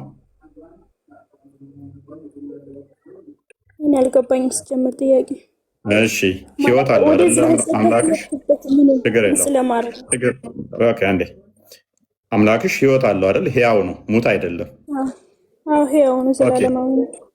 ዘላለማዊ ነው፣ ህያው ነው። ያ የባህሪ ህይወቱ እጁ ነው ወይንስ እግሩ ነው ወይስ ይለያል? ለማይነጣጠል ምን እጁ ምናምን። ጎበዝ አየሽ፣ እናንተ ጋር እጁ ራሱ ስንት እንደሆነ አይታወቅም። እግሩ አንድነት የተሰካካ ነው የተነጣጠለን አይታወቅም። እኛ እናንተ ጋር ይታወቃል ማለት ነው። የኛ ሊስን አንድ አዳምጭ ደርቢ ማለት ጥያቄን እኮ ወደ እስልምናው ገባ ደግሞ ምን ጥያቄ ያነሳለሁ? ቆንጆ ነው መጠየቅሽ። አየሽ፣ ቆንጆ ነው፣ እንግባባለን። እንደዛ ከሆነ አይ ቲንክ ዮሐንስ ወንጌል ምዕራፍ 14 ላይ ቁጥር 11 ወይም 9 ላይ መልሰዋል። እኔ በአብ እንዳለው አብን በእኔ እንዳለ ይህንን እመኑ ይላል። እኛ አንዱ በአንዱ ህልው ናቸው ብለን እናምናለን። አሁን ይህንን አንቺ ጋር በጠይቅሽ አመልሽም። እጁና ትከሻው የተገናኘ ነው የተነጣጠለ ብልሽ አመልሽም። እኛ ጋር ግን አንዱ በአንዱ ህልው ናቸው። አንዱ በአንዱ ህልው ናቸው። መነጣጠል ማለት ነው። መነጣጠል ማለት ምን ማለት ነው? ነጣጥለሽ ምን እንደዚህ ሶስት ቁጭ አድርገሽ ምታስቀምጭ? ሶስት አካል በቁጥር ደረጃ አስቀምጣችሁት አይደለ? አምላክ ሶስት አካል አለው ብላችሁ አይደለ? እሺ፣ አሁን ወደ መጀመሪያ ስመለስ አንድ አዳምጪኝ። 3 2 1 ተብሎ ራሱ አይቆጠርም። ነገር ግን ሶስት ስንል ሶስት አካላት አሉ። ያ ቃል አለው አምላካችን፣ የባህሪ ቃል አለው፣ የባህሪ ህይወት አለው። ይነጣጠላሉ። አንዱ የሌለበት አንዱ የሚኖርበት አለው የለም። ምክንያቱም አምላካችን አብ ባለበት ሁሉ ባለበት ዘመን ሁሉ አብ ባለበት በተነገረበት ቅጽበት ሁሉ ወልድ ይጠራል። አብ ባልሽበት ላይ ቃሉን እየጠራሽ ስለሆነ ልጅ አይምን አባት እያልሹ ስለሆነ ያለ ባህሪ ህይወቱ ደግሞ ሊኖር ስለማይችል ማለት ነው። የባህሪ ህይወቱ መንፈስ ቅዱስ ነውና ለዛም ነው ዮሐንስ ወንጌል ምዕራፍ 1 ላይ ቁጥር 18 ላይ በአብ እቅፍ ያለ ይለዋል። በአብ እቅፍ ነው ያለው። ስቲል በምድር ቢገለጥ በአብ እቅፍ ስቲል ነው። ስለዚህ እነዚህ ተነጣጥሎ ሶስት ቁጭ ያሉ እንደናንተ አድርገሽ አትሳዩ።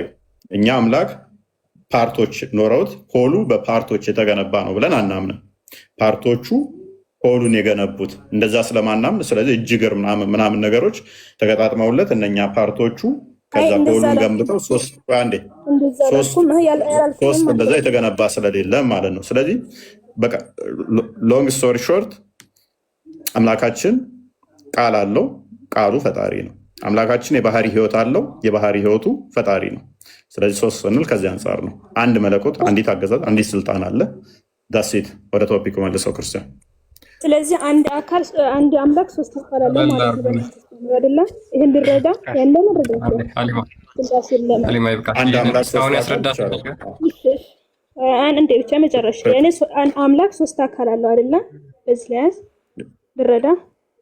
ኦኬ አምላክ ሶስት አካል አለው እንደዚህ ቃል በቃል አንተ እንዳልከው አምላክ ሶስት አካል አለው ብሎ ያስተማረ ነብይ ካለ ደግሞ ይበልጥ ግልጽ እንደሆነልኝ ሰጠኝ መረጃ ሰጣንሽ። አሳየንሽ አሁን መጽሐፍ አሳየንሽ።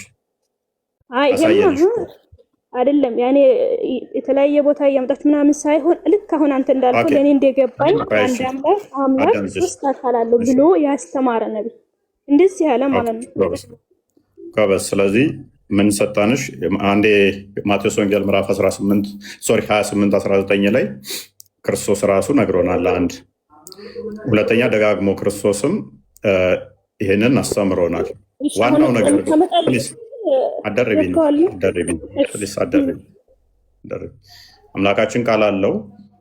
ቃሉን ልጅ ብለን እንጠራለን። አምላካችን የባህሪ ህይወት አለው። የባህሪ ህይወትን መንፈስ ቅዱስ ብለን እንጠራለን ብዬ ደጋግሜ ተግባብተናል። ሶስት የሚለውን የፈለግሽው እንግዲህ ሂዱና አህዛብን ሁሉ በአብ በወልድ በመንፈስ ቅዱስ ስም እያጠመቃችሁ ያዘዘዋችሁን ሁሉ እንዲጠብቁ እያስተማራችሁ ደቀ መዛሙርት አድርጓቸው፣ እኔም እስከ ዓለም ፍጻሜ ድረስ ሁልጊዜ ከእናንተ ጋር ነኝ ብሎ ክርስቶስ ዘግቶልናል። በማን በአብ አምላክ ሶስት አካል ያለው ማለት ነው። በእናትሽ አዳምጪኝ። በዛው ግን ተዘጋጂ። አላህ ስንት አካል እንዳለው የነገረሽ ካለ ታዘጋጅልናለሽ። አላህ ስንት አካላቶች አሉት? ስለዚህ ሶስት አካላቶች ነው የተጠሩት በሚገባ በአብ በወልድ በመንፈስ ቅዱስ ብሎ ክርስቶስ ነግሮናል። አላህ ስንት አካል እንዳለው የተናገራለ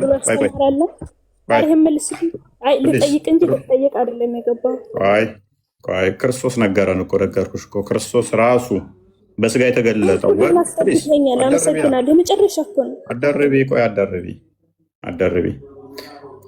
አደርቢ አንዴ በስጋ የተገለጠው ክርስቶስ ነገረን። ስለዚህ እሱ ከነገረን እሱ ከገለጸልን ውጭ ሌላ ገለጻ አንፈልግም። ደጋግሞ ነግሮናል ይሄንን ደግሞ። ስለዚህ አሁን አንቺ ጋር ቆይ አዳምጪ። አንቺ ጋር አልጨረስኩም። ቆይ ተጀምሮ ያላለቀው አላህ ፕሊስ ተጀምሮ ያላለቀውን አላህ ለምሳሌ ነው ከፍ በይና አንቺ አሁን ቆይ ተረጋጊና ቆይ ፕሊስ አንዴ ለምን ፓኒክ የምታደርጊው? ለምን ፓኒክ ታደርጊው? ተረጋጊና ቆይ አዳምጪ ፕሊስ። አላህ ጭንቅላት ይኑረው አናውቅም ብለው ነው ያመለኩት ወይንስ? ፕሊስ አንዴ ተረጋጊ። ነቢያቶች አምላካችን ጭንቅላት ይኑረው አናውቅም ብለው ነው ያመለኩት ወይንስ አካሉ ተውና ዋናው አስተምሮ ስላሴን ፕሊስ ጭንቅላት አልባ ነው ያመለኩት ነቢያቶች ወይንስ ኧረ ተረጋጊ። መልስልኝ ፕሊስ። ኦኬ እሺ በቃ ቴንክ ዩ። ጭንቅላት አልባ ስትከተሉ እንደዚህ ነው፣ እናንተም ጭንቅላት ታጣላችሁ። ነቢያቶች ያስተማሩ ጭንቅላት አልባ አምላክ ነው ብለው ነው። አምላካችን ጭንቅላት ይኑረው አናውቅም ብለው ነው ያመለኩት። እኔስ ቀጥል። በነገራችን ላይ ሙስሊሞቹ በአላህ በጅብሪል እና በመሐመድ ስም ማለት ይችላሉ። አሁን በአብ ወልድ በመንፈስ ቅዱስ የሚለው እንዴት ነው በአንድ አምላክ ባህር ያጽናቸዋል የሚለው በጣም ውዝግብ ሲፈጥርባቸው ይታያል። እንደዛ ከሆነ እናንተ በገሌ ስም ማለት በአንድ ባህር የማያጸና ከሆነ በአላህ በመሐመድ እና በጅብሪል ስም ጠሉ ውስጥ ለምሳሌ እንደው ይህንን ጥያቄ ለወደፊቱ ብናነሳው ነው እንጂ አሁን ይነሳ ማለት አይደለም። ግን ሙስሊሞቹ አስቡበት፣ በአላህ ስም በጅብሪል ስም በመሐመድ ስም ብላችሁ መማልም ሆነ ማማተብ በእናንተ እዚህ በጸሎታችሁ በሶላታችሁ የምታደርሱትን ያን ረካ ወይም ጁዝ በሱ ማድረስ ትችላላችሁ ሆይ? ከዛ ውጪ እንጨርሳለን ማለት ነው። አዎ ካላችሁ ትሪኒታሪያን ትሆናላችሁ። አንልም ካላችሁ የኛ ስላሴ ጀስቲፋይድ ይሆናል ማለት ነው። ከዛ ውጪ ወደ ቶፒካችን እንመለስና አንድ ሁለት ሰዎችን እናስተናግድ። ጸይሟ የቅድሟ ልጅ ትመስለኛለች። በታች ነው ወይ ስትባል የወረደችው ልጅ እናስተናግዳት እሷን።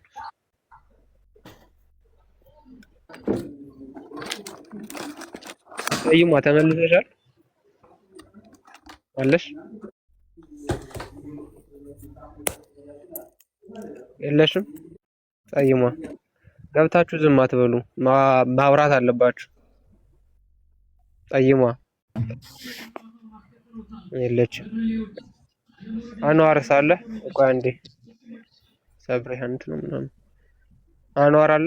አንዋር ኡመር አንዋርም የለም ወይ ጉድ። እሺ ሰብሪን ቀጥል። ቀጠልኩ። ጥያቄ አይደለም ጥያቄ ነው የምትጠይቀው። እንዴት ዋልክ? ሰላም ነው? አልሐምዱሊላህ እግዚአብሔር ይመስገን። አላህ ወዴት ነው ያለው? ከአርሽ በላይ። ከአርሽ በላይ ያለ ምኑ ነው? እንዴት ምኑ ነው? ዛቱ ነው ወይስ ሲፋቱ ነው ወይስ ኢልሙ ነው? ምኑ ነው ከአርሽ በላይ ያለው? ህልሙ ነው።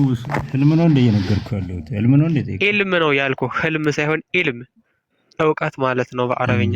ኢልም ዛቱ ነው ወይስ ሲፋው ነው ወይስ ምኑ ነው ከአርሽ በላይ ያለው? አምላክ አይታይም። ይታያል ወይ? አይደለም ጥያቄ። ከአርሽ በላይ ያለ ምኑ ነው ጥያቄ። እኔ አሁን ይኸውልህ ጥያቄ ልጠይቅ። ይኸውልህ ምናምን አትበለኝ። ይኸውልህ ምናምን አትበለኝ። ከአርሽ በላይ ያለ ምኑ ነው? ስላላህ የምታውቀው ነገር የለም? እሱን የራሴ አውቃለሁ። እኔ ጥያቄ ልጠይቅ ነው ገባሁት። እንደዛ ከሆነ ለኛ ንገረና። ከአርሽ በላይ ያለ ምኑ ነው? አሁን ጥያቄን ትሰማለህ ወይ አትሰማም? ከአርሽ በላይ ያለ ምኑ ነው? ከአርሽ በላይ ያለ ምኑ ነው? እኔ አሁን ለአንተ ብነግርህ አትረዳም፣ አይገባም። ከአርሽ በላይ ያለ ምኑ ነው? ኢየሱስ ክርስቶስ ከአርሽ በላይ ያለ ምኑ ነው? አንዴ አዳምጥ። ኢየሱስ ክርስቶስ ብልት አለው የሚል ሰው ምንድን ይሰማኝ? ባስረዳ ምንድን የምሰማኝ አንተ? አላህማ ብልትም የወንድ ብልትም አለው ማህፀንም አለው ስንት ነገር አለው። አላህ እሱን ደግሞ ማሳየት ይቻላል። እሱን ተወውና አሁን ወደ ቶፒኩ እንመለስ። አንዴ ቆይ ሰብሪን እኔ ላስረዳ። እኔ ስለማትረዳኝ አንተ ማስረዳት እኔ ጥያቄ ለመጠየቅ ነው ገባሁት። አትረዳኝም። መጀመሪያ ስላላህ መስከራ መጀመሪያ ስላላህ መስክር። ከአርሽ በላይ ያለ እኔ ምኑ እኔ ጥያቄ ልጠይቅ ነው ገባሁት። መቀበል አለብህ። እኔ አላህ ብልት ስለዚህ የምታውቀው ነገር የለም። ኒውት አርግና ቁጭ እኔ ስለ እምነቴ ተው። አንተው መጽሐፍ ከፋሽ ዝም ብለህ ክፈት። ሚውት አርግና ቁጭ መጽሐፍ ከፋሽ ይኸው ለመጽሐፍ ከፋሽ ነህ ሰብሪ። እኔ አንተ ሰብሪ አሁን አለ ኢየሱስ ክርስቶስ ብልት አለው ያልከው መልስ ስጠኝ ነው አልኩህ። እኔ እስቲ መጽሐፍ ላይ ንገረኛ፣ እኔ መልስ እሰጥሃለሁ። ብልት አጣ እንደ አንተ የለም። አንተ በሰው ታምናለህ ማለት ነው። ኢየሱስ ክርስቶስ ሰው ነው ማለት ነው። ቆይ አላህ ብልት አለው? ቆይ አላህ ብልት የለውም ማለት ትችላለህ አንተ? እኔ ስለ አላህ አይደለም የጠየኩህ፣ ስለ ኢየሱስ ክርስቶስ የሰጠው መልስ ብልት አለው በሱ አምናለሁ ብላል። አዳምጥ። ሰውን በግምና ለማሳመን ይሞክራል። እፎይ ይወላል። በውቅ አትሹ። እዚህ ቤት የገባኸው ለጮህበት ሳይሆን ሀሳብ ካለ ትጠይቃለህ። ችግር የለውም። አላህ ብልት አለው የለውም? አንተ ምን ስለሆንክ ነው የምትጠይቀኝ? እኔ ስለ አንተ ነው። ኢየሱስ ክርስቶስ ብልት አለው ያልከው የቱ ጋር ነው? አሳየኝ። አይ ተረጋጋ። ክርስቶስ አንተ ደንቆሮ ስማኝ። አይ አላህ ነው የገባው መሰለኝ። የገባብን አላህ ነው። ደንቆሮ ብሎ የሚሳደበው እሱ። ተረጋጋ። ቅድሚያ ሰከን በል እስቲ። አንተ ማይክን አንሳና አላህ ብልት የለውም ማለት ነው። እምነትህ ምንድን ነው? እምነትህ ምንድን ነው? አላህ አንተ ማለት ነው ሁለት እግር ካለው እጅ እግር አንተ ካለው ደንቆሮ እምነትህ ምንድን ነው? አንተ ምንድን ነው እምነትህ? ሕክምና ለማሳመን ሞከር። አዳምጥ እንዳብጠት ብልግና አላህ ብልት የለውም ካልክ እኮ በቃ ስልብ ነው። ምክንያቱም አካላቶች ያጽድቃል። ፓርቶችን ካጸደቅክ በኋላ ብልት የለውም ካልክ ስልብ ነው። ማን የሰለበው አላህን? ማን ነው ወሽላውን የሰለበው አላህን? የለውም አትላትም መቼም ደፍረህ። እኔ ያለውም ያልኩት ደግሞ የአንተ ታላቁ ሙፈሲሮቻችሁ ናቸው። ማማራዚ ነው ያለው። ብልት የለውም ከተባለ እንትን ነው ስልብ ነው ያለው። አራዚ ነው። አለው ካልን ወይኔ ሴት ነው ወይኔ ወንድ ነው። አካል አጽድቀህ ብልት የለውም ከተባለ ግን ስልብ ይሆናል። ኢማጂን 2 እግር አቁመለት ብልት የለውም ስትል ስልብ ነው እሱ። ማን ነው እሱ የሰለበው ያለህን ብልት? ሚስት የሚፈልግ እስከምናውቀው ድረስ ወንድ ነው። ሚስት ሳይኖረኝ ልጅ እንዴት ይኖረኛል ብሎ የሚያለቅስ አሌስ ጊዜው ከፍቷል። ሆሞሴክሹዋል ነው አላህ እንዳትሉ እንጂ ወይ ነው የሰረ ቶፒክ ማለት ነው።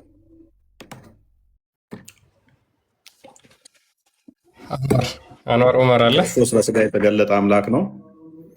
ክርስቶስ በስጋ የተገለጠ ሕያው አምላክ ነው። ስለኛ የባሪያውን መልክ ይዞ የመጣ ነው። ብልት ሲሉ የምንሸማቀቅ ይመስላችኋል? ማለት ማንኛውም አካል ብልቶቻችን አንዱ ከአንዱ የሚለዩ አሉ። ሁሉም ከብረው የተፈጠሩ ናቸው።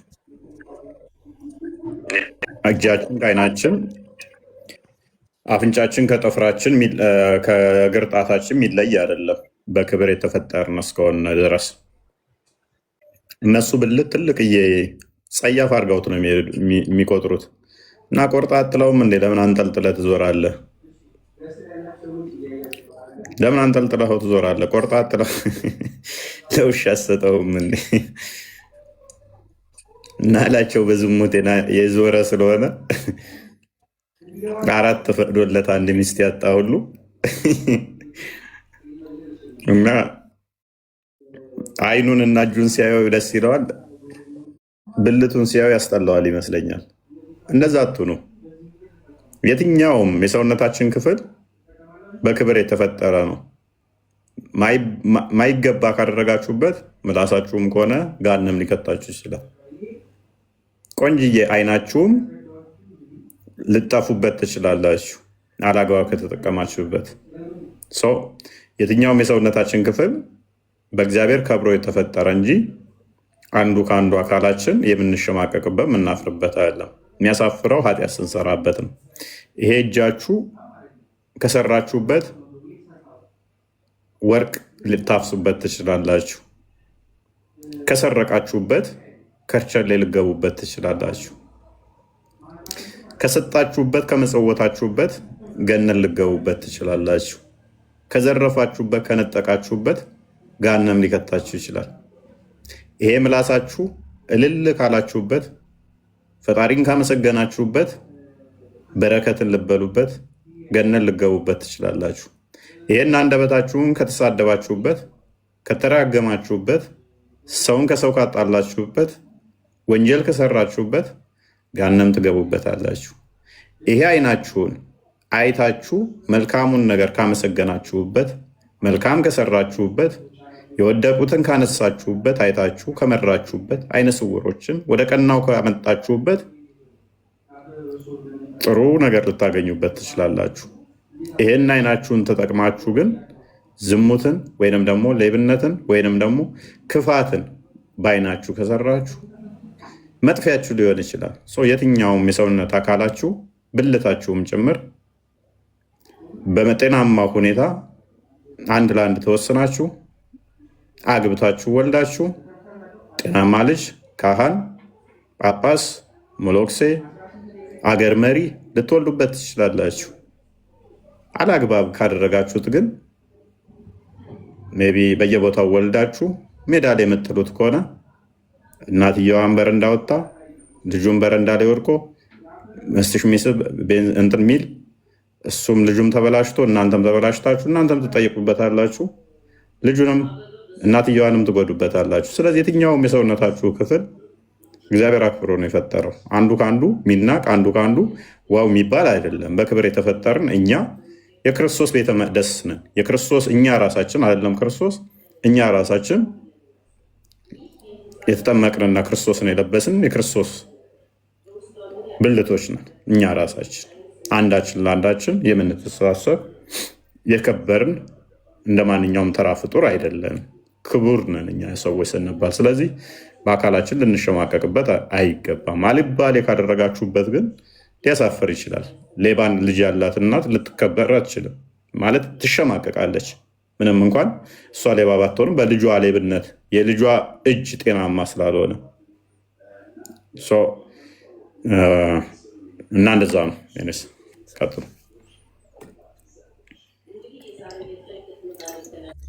ሙስሊሞች እንደዚህ አይነት ነገር ደጋግመው ስለሚያነሱ ነው እነሱ ጋር ያለውን ካለማወቅ የመነጨ ነው። እውነት ለመናገር ቴንክ ዩ ኤኒዌይስ። ፎይ እስኪ ሜቢ አንድ ሰው እናስተናግድና አንዋር አለ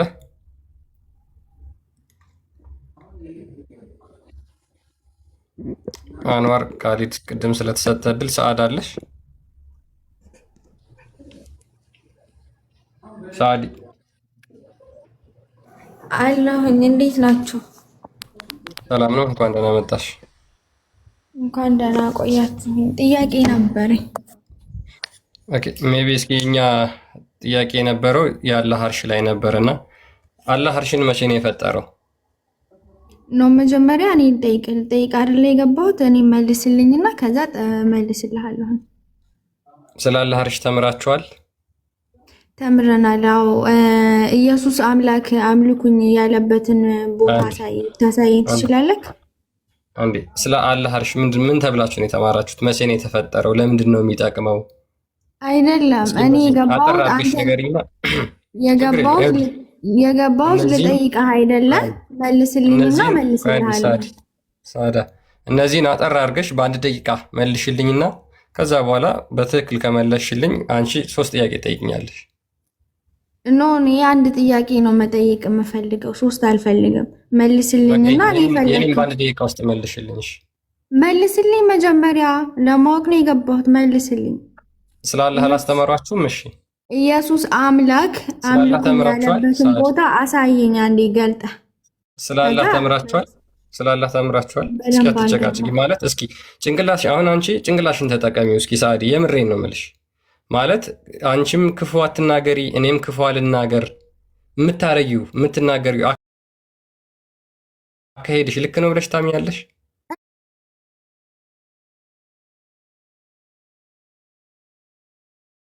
እኔ እኮ ምንም አላልኩም፣ ለማወቅ ነው የገባሁት። ስለዚህ በቃ በጣም ጥሩ። ስለዚህ ኢየሱስ አምላክ ነው እያልክ ያለው እኮ አንተ ነህ። ስለዚህ አዎ ኢየሱስ አምላክ እንደሆነ እኔ አምናለሁ። አንቺ ደግሞ የምታምኙን አላህ ንገሪን እያልክሽ ነው። እስኪ ንገሪን ስላለ አላህ አርሽ ላይ የተደላደለው መቼ ነው? ይኸውልህ ወንድሜ ማለት ጭንቅላታችሁን እንዴት አድርገው ነው የመረዟችሁ? ቆይ ሙስሊሞች በጣም ይቅርታና ምንድን ነው ጭንቅላታችሁ ውስጥ ያስገቡባችሁ ነገር? እኩል እንደ ዶሮ አትጩሂ ሳዲ። ውሾች ናቸው እኩል የሚጮሁት። ስለዚህ እኔ ሳውራ ቢያንስ እኔን በትዕግስት አዳምጭኝና ከዛ በኋላ ደግሞ አንቺ ትቀጥያለሽ። ሰው ነን አይደለ? ስለዚህ በየተራን እንደማመጥ ምንድን ነው ጭንቅላታችሁ? ሰው ብትሆኑ ኑሮ እንደ ሰው ታስቡ ነበረ። ሳዳታችን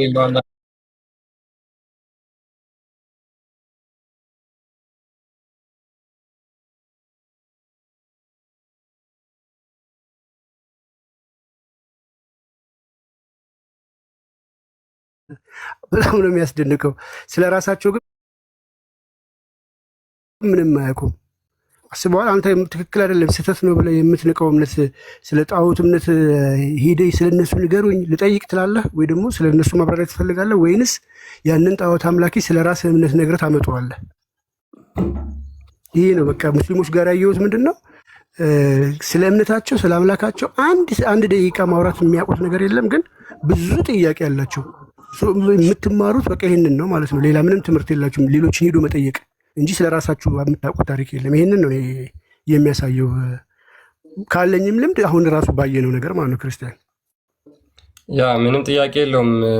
እንደዛ ካልሆነ ካልጫኑባቸው እኮ እንደ ጋሪ ፈረስ የጫኑባቸውን አራግፈው ካልሄዱ እስልምናቸው ውስጥ እነዚህ ሰዎች አይቆዩ። ለዛ ነውና እስኪ ሜቢ ካሊድ ዑመር አለ የገቡት ነው እናስተናግድና አቤት አንተን ሳይሆን አጠገብ ያለው እስልምናቸው ውስጥ እነዚህ ሰዎች ካሊል እያደረከኝ ነው።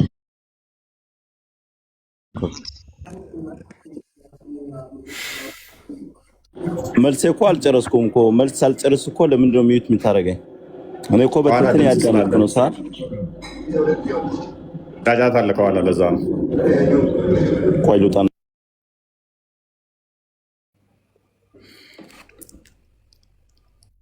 በላይነሽ እንዴት ነሽ?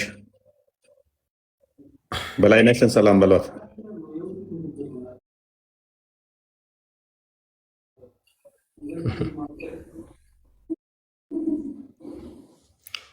ቤላ ሰላም ብለናል። የምን ቤላ? በላይነሽ ነው እናትና አባቷ ያወጡላት።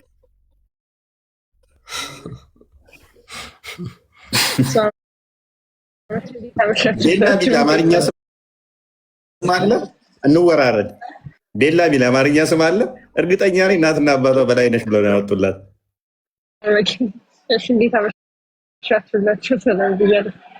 በልዩ በላይነሽ ቡርቴ ምናምን ነገር እንደዛ ነው የአማርኛ ስሞች። ቤላ የሚባል የአማርኛ ስም የለም።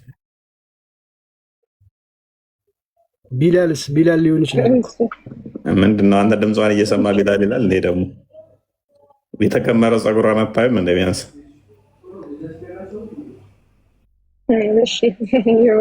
እንዴት ናቸው? ሰላም ብያለላቸው። ግምቴ ግን ትክክል ነው። ምን በላቸው ከሰረም አለ በላይ የሚልም አለ። በልዩ በላይነሽ ነው የሚሆነው። በቃ በላይነሽ። ቤላ የሚባል ስም የለም እንግዲህ። ሀገር በቀል ነው። ችግር የለም። ሀገር በቀል ነው ስሜ እኮ። በልዩ ነው የሚሆነው፣ ወይንም ደግሞ በላይነሽ ወይንም ቡርቴ ቡርቴ ነይ ውሃ አምጪ ብሏል። ቡርቴ ውሃ አምጪ በላይነሽን እንኳን ደህና መጣ ካሊድ። እንኳን ደህና ቆያችሁ። መልካም። አላህ ከአርሽ በላይ ከሚሉት ነው። እንዴት ነው? ቅድም እኮ መለስኩልህ ሁሉንም ማለት ነውና ከባይብል መስረጃ ጠይቀህኝ ነበረ። የሐዋርያት ሥራ አመጣውልህ። እንግዲህ እግዚአብሔር በሰማይ ውስጥ እንዳለ ነው። እሺ፣ እግዚአብሔር በሰማይ ውስጥ ምን እንዲጠቅምህ ነው ያመጣው? እግዚአብሔር በሰማይ ውስጥ ነው ብለህ አንተ ነህ እኮ ቅድም መስረጃ ጠየከኝ። መስረጃ መጣውልህ። እስኪ ቁጥር ስንት ላይ? ሐዋርያት ሥራ ምዕራፍ ስንት? አንድ ክርስቲያን ክፈተው። ሐዋርያት ሥራ ክፈት እስኪ። ምንድን ነው ጥያቄው? ራሱ ምዕራፍ 7 ኦኬ። ምዕራፍ 7 ቁጥር 54 55 እሺ፣ ምንድን ነው ነበረ? አይዶ ነው ረስቼዋለሁ። አስታውሰኝ እስኪ።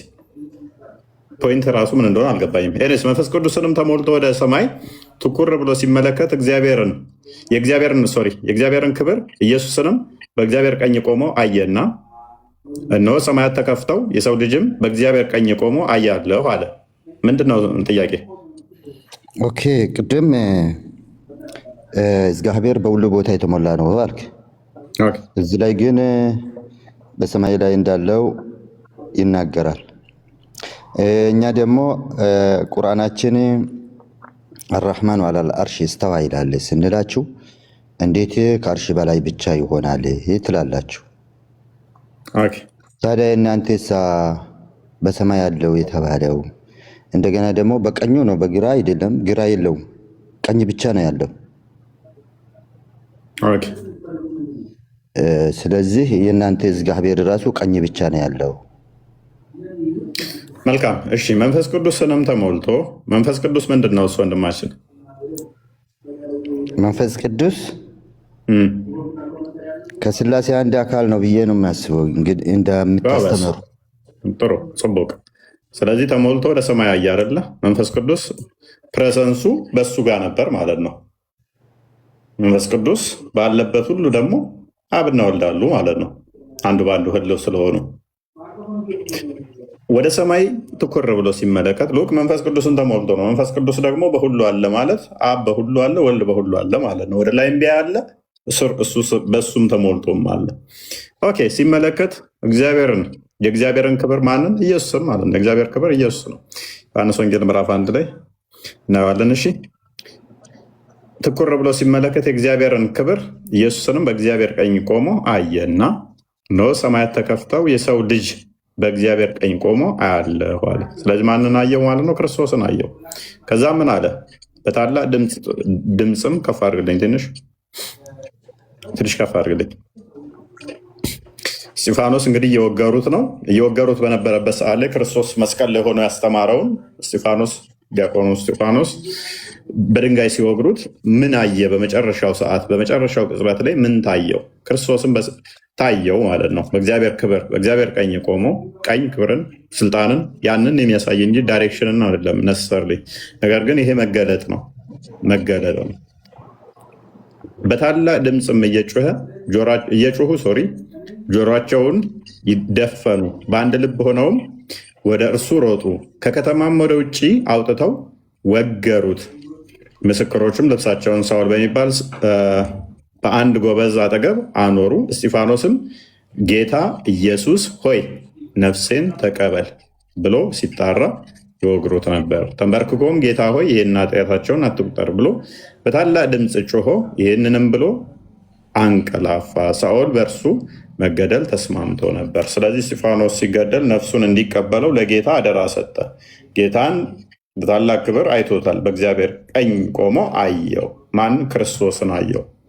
ያ በመስቀል ላይ ስለኛ ስለአንተ የተሰቀለልን በመስቀል ላይም ሆኖ ኃጢአታቸውን ይቅር በላቸው ብሎ ራሱ ኃጢአት ይቅር የሚለው ኃጢአት ይቅር ማለት እንዳለብን ወይንም ደግሞ ይቅር በላቸው ብለን እኛም መጸለይ እንዳለብን ያስተማረን ክርስቶስ እስጢፋኖስ በተመሳሳይ ሲወገር ኃጢአታቸውን ይቅር በላቸው ሲል ለክርስቶስ ክርስቶስን በውግራቱ ላይ ሲመለከተው ነበረ። ዮሐንስ ወንጌል ምዕራፍ 1 ላይ ቁጥር 14 አንድ ይክፈተው።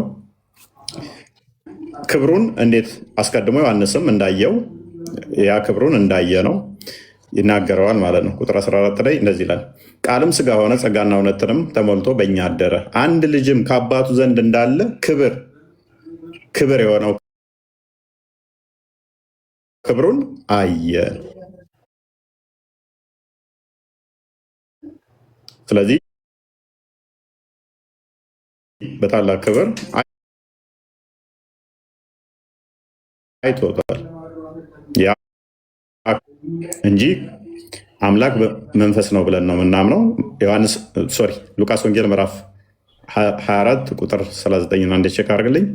ዮሐንስ ወንጌል ምዕራፍ 4 ላይ ቁጥር 24 እንደሚናገረው ክርስቶስ እግዚአብሔር መንፈስ ነው። ያ መንፈስ የሚሰገድለት በእውነትና በመንፈስ ነው።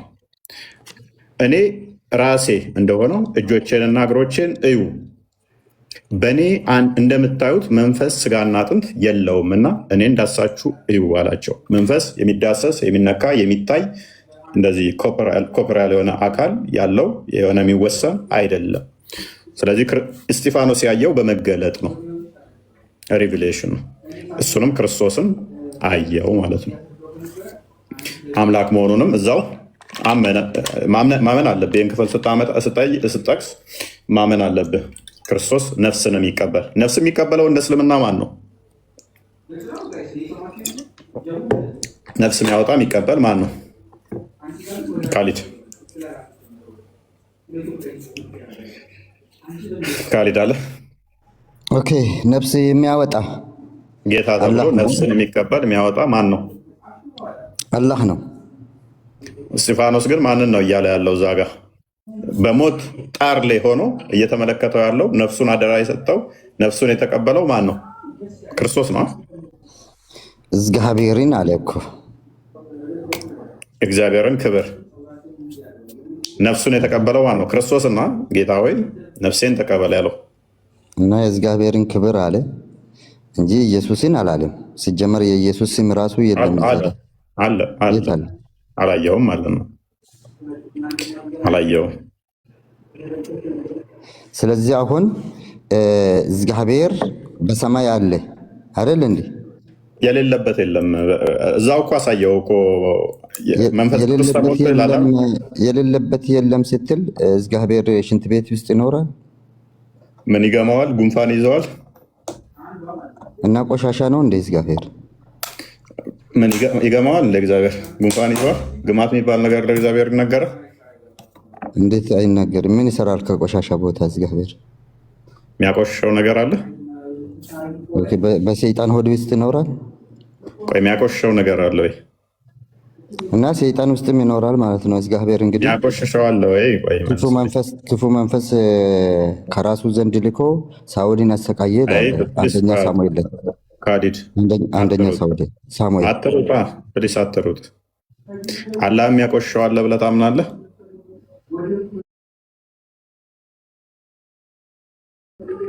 አላህ ቆሻሻ ቦታ አይገኝም ሲጀመር። አንተን ግን በቆሻሻ ነገር ነው የፈጠረ። እኔ ፍጡር ነኝ። ነገር ግን አሁን እኔ እየጠየቅኩ ያለው እግዚአብሔር ራሱ ክፉ መንፈስ ነው። ክፉ መንፈስ ነው አይደል? እግዚአብሔር ሰይጣን ነው። ኧረ በእናትህ ተው፣ በእናትህ ተረጋጋ። አንደኛ ሳሙኤል ላይ እኮ ሰይጣን ነው ተጨማለቅ። ወይ አላህ ነው ክፉ መንፈስ። ስለአካል ስትናገር ኢየሱስ ከነቆሎጡ ይመለካል። ቆሎጣው ከዚህ የተሻለ የምታወራው ነገር ላይኖር ስለሚችል ከአሁን በኋላ ከስር ብትሆን የተሻለ ነው። ይብቃን። እናንተ ሰዎች ሁላችሁንም ሰላም ብያለሁ። ዘበቡ መዝሙር ያደድ እንኳን ደህና መጣ።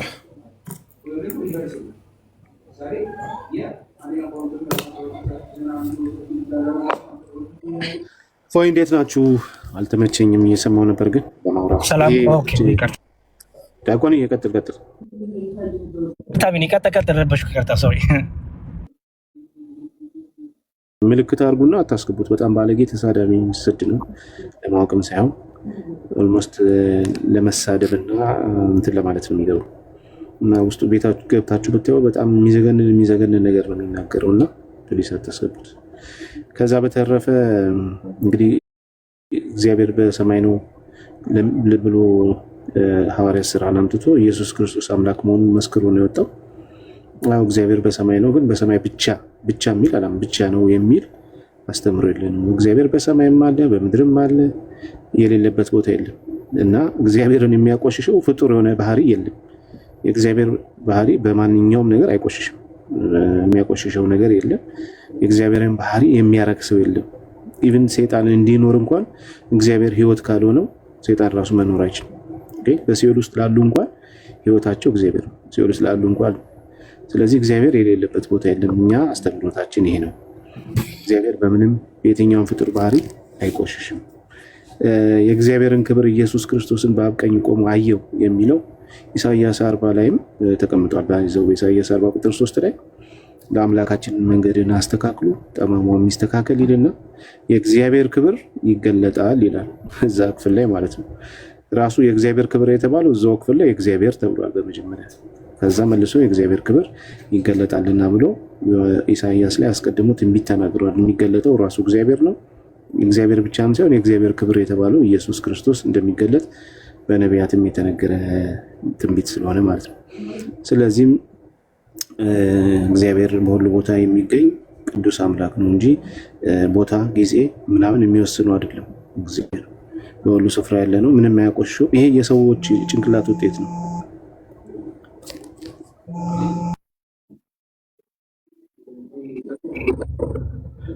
ቢኒ ስል ገባበት መሰለኝ። ቢኒ እስኪመለስ ቶሎ ሀሳብ ልስጠፋ እየደከመ ከሆነ ፎይ ሰላም ብያለሁ። ሁላችሁንም ሰላም ለሁላችሁ። የእግዚአብሔር ሰላም ከኔም ከእናንተ ጋር ይሁን። ሙስሊም ወንድሞቻችን፣ እናቶቻችን፣ ወገኖቻችን ሰላም ብያለሁ። ሁለት ነገር ብቻ ላስቀምጥ ፎይ። የመጀመሪያው ነገር ወንድማችንን በጣም በትህትና በጨዋ ደንብ እያስረዳሁ ነው። ለምን መሳደብ እንደፈለገ አልገባኝም። በጣም በጨዋ ደንብ ነው እያስረዳ ያለውና ወደ ስድብ ለምን እንደሄደ አልገባኝም። ጥያቄውን ስለመለስክለት ተናዶ ነው ተበሳጭቶ ነው I have no idea። ግን ፕሊዝ ሰው እድል ሰጥቶ ሲያናግራችሁ በጣም በትህትና ሰው ሲያናግራችሁ አክሮ ሲያናግራችሁ ተጠቀሙበት ያን እድል። ዝም ብሎ ወደ ስድብ ምናምን መሄዱ I don't think fair አይደለም። የመጀመሪያው ምክሬ ነው። ሁለተኛው ቀኝ የሚለው ነገር ጥቂት ነገር ጥቅስ ልስጥ ብዬ ነው። እፎይ እንዳለው ቀኝ ሲባል ለእግዚአብሔር በእስልምና ወንድሞቻችን እንደሚያስቡት አይደለም። ለምሳሌ አላህ ቀኝ እጆች አሉ ሲባል በቃ እጅ ነው እጅ ነው። የሰው አይመስልም የፍጡር አይመስልም፣ ግን እጅ ነው ተብሎ ነው የሚታሰበው። እጅ ነው አለቀ። ምሳሌ አይደለም ብለው ነው። ኦፍ ኮርስ በዚህ ላይ ዋሃብያና ሀባሽ የራሳቸው አመላከት ያስቀምጡ ይሆናል። ወደ መጽሐፍ ቅዱስ ስንመጣ ግን ለእግዚአብሔር ቀኝ የሚለው ሲነገር ኃይልን ነው፣ ስልጣንን ነው፣ ገዥነትን ነው። ምክንያቱም መጽሐፍ ቅዱሱ የእግዚአብሔርን ኃይል የእግዚአብሔርን ገዥነት በምሳሌ ስለሚያስቀምጠው። ለምን በምሳሌ ያስቀመጠው? ጸሐፊዎቹ ሰዎች ስለሆኑ።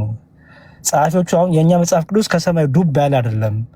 ስለዚህ ጸሐፊዎች ስላሉ ጸሐፊዎቹ ደግሞ የእግዚአብሔርን ነገር ማስረዳት የሚችሉት ሰው በሚረዳው አቅም ነውና የእግዚአብሔርን ኃይል የእግዚአብሔርን ስልጣን የእግዚአብሔርን ገዥነት ለመጥቀስ በኃይል የሚለውን ያስቀምጣሉ፣ ቀኝ የሚለውን ያስቀምጣሉ። ክርስቲያን ሶስት መጽሐፍ ቅዱስ ጥቅስ ልስጥና አልጨርስ የምታሳያቸው ከሆነ ብዬ ነው። የመጀመሪያው ዘጸአት 15:6 ላይ ያለውን አሳያቸው አንዴ። ዘጸአት 15:6 ቶሎ ጥቅሶችን ልስጥና ቀኝ የሚለው ነገር ሲነገር እንዴት እንደሆነ ትርጓሜው እንደትፈልጌ ነው። እፎይ ሸሚዝ ግን ታምራለች፣ ትነግረኛለህ በውስጥ የት እንደገዛት። እሺ ምን ይላል? አቤቱ ቀኝ በኃይል ከበረ፣ አቤቱ ቀኝ ጠላትን አደቀቀ ይላል። አሁን እዚህ ጋር ቀኝ የተባለው ምንድነው? ኃይሉ የእግዚአብሔር ስልጣኑ የእግዚአብሔር የመግዛት የመቅጣት የማዳን በእግዚአብሔር ላይ በሚገዳደሩ በእግዚአብሔር ሰዎች ላይ በሚገዳደሩ እግዚአብሔር ቀጭ እንደሆነ ለማሳየት ምን አለው? ቀኝ በቀኝ ኃይል ይላል። አቤቱ ቀኝ ጠላትን አደቀቀ ይላል። ስለዚህ ቀኝ ሲባል እዚህ ጋር የዳይሬክሽን ጉዳይ አይደለም ማለት ነው። ኦኬ የዳይሬክሽን ጉዳይ አይደለም። ለምሳሌ አላህ ቀኝ እጅ አለው ሲባል በቀኝ በኩል ያለ እጅ አለው ማለት ነው። በቀኝ ሳይድ በኩል በቀኝ ቦታ በኩል ልክኛ ቀኝና ግራ እጅ እንዳለን ቀኝ እጄ በቀኝ ዳይሬክሽን ነው የሚገኘው፣ ግራ እጄ በግራ ዳይሬክሽን ነው የሚገኘው። ለአላህ ቀኝና ግራ ሲባል ዳይሬክሽን ነው። ለእግዚአብሔር ግን ቀኝ ሲባል ግን ዳይሬክሽን አይደለም፣ ይልቅ ኃይል ነው፣ ስልጣን ነው፣ ገዥነትን የሚያሳይ ነው ማለት ነው። ዘጸአት 15:6 ያዛችሁ። ቀጥሎ ደግሞ መዝሙረ ዳዊት መዝሙር 118 ቁጥር 16 መዝሙር 118 ቁጥር 16 እሺ ምን ይላል? የእግዚአብሔር ቀኝ ከፍ ከፍ አደረገችኝ፣ የእግዚአብሔር ቀኝ ኃይልን አደረገች ይላል። የእግዚአብሔር ቀኝ ምን አደረገች? ከፍ ከፍ አደረገች። የእግዚአብሔር ቀኝ ምን አደረገች? ኃይልን አደረገች ይላል። ስለዚህ ቀኝ ሲባል ለእግዚአብሔር አሁን ምን ማለት ነው? ኃይል ስልጣን ነው እንጂ የዳይሬክሽን ጉዳይ አይደለም። ለምሳሌ እግዚአብሔር በቀኝ እጁ አደቀቃቸው ሲባል እግዚአብሔር ቀኝ እጅ ያለው ማለት ሳይሆን በኃይሉ በብርታቱ አደቀቃቸው አጠፋቸው ማለት ነው። እሺ የመጨረሻው ጥቅሴ ትንቢተ ኢሳይያስ ምዕራፍ 41 ቁጥር 13 ትንቢተ ኢሳይያስ ምዕራፍ 41 ቁጥር 13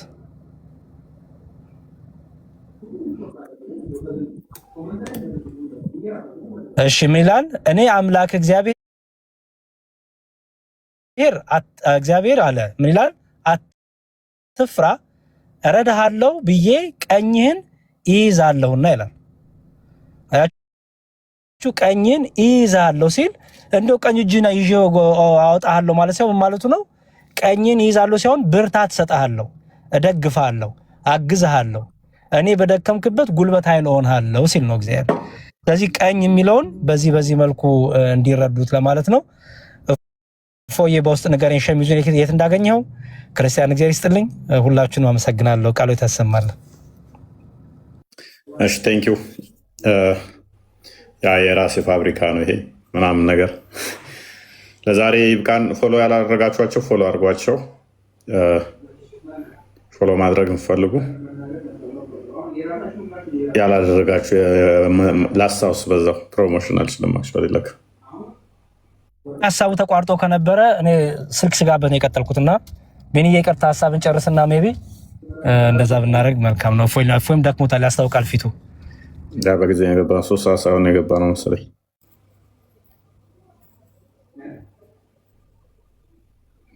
ኦኬ ፎሎ አድርጓቸው፣ ፎሎ አድርጓቸው። ሌላ ምን አለ? ምን ቀረ?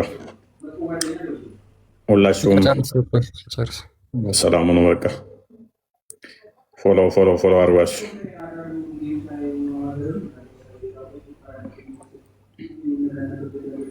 አንድ 3 ደቂቃ አላችሁ። ፎሎ ያላደረጋችሁ ፎሎ አድርጓቸው። የቃልም ቪዲዮዎች ስለሚሰራ ደግሞ ሪፖስት አድርጉለት በደንብ ቪዲዮዎች ምናምን ነገር ስለሚሰራ ብዙ እይታ የለው።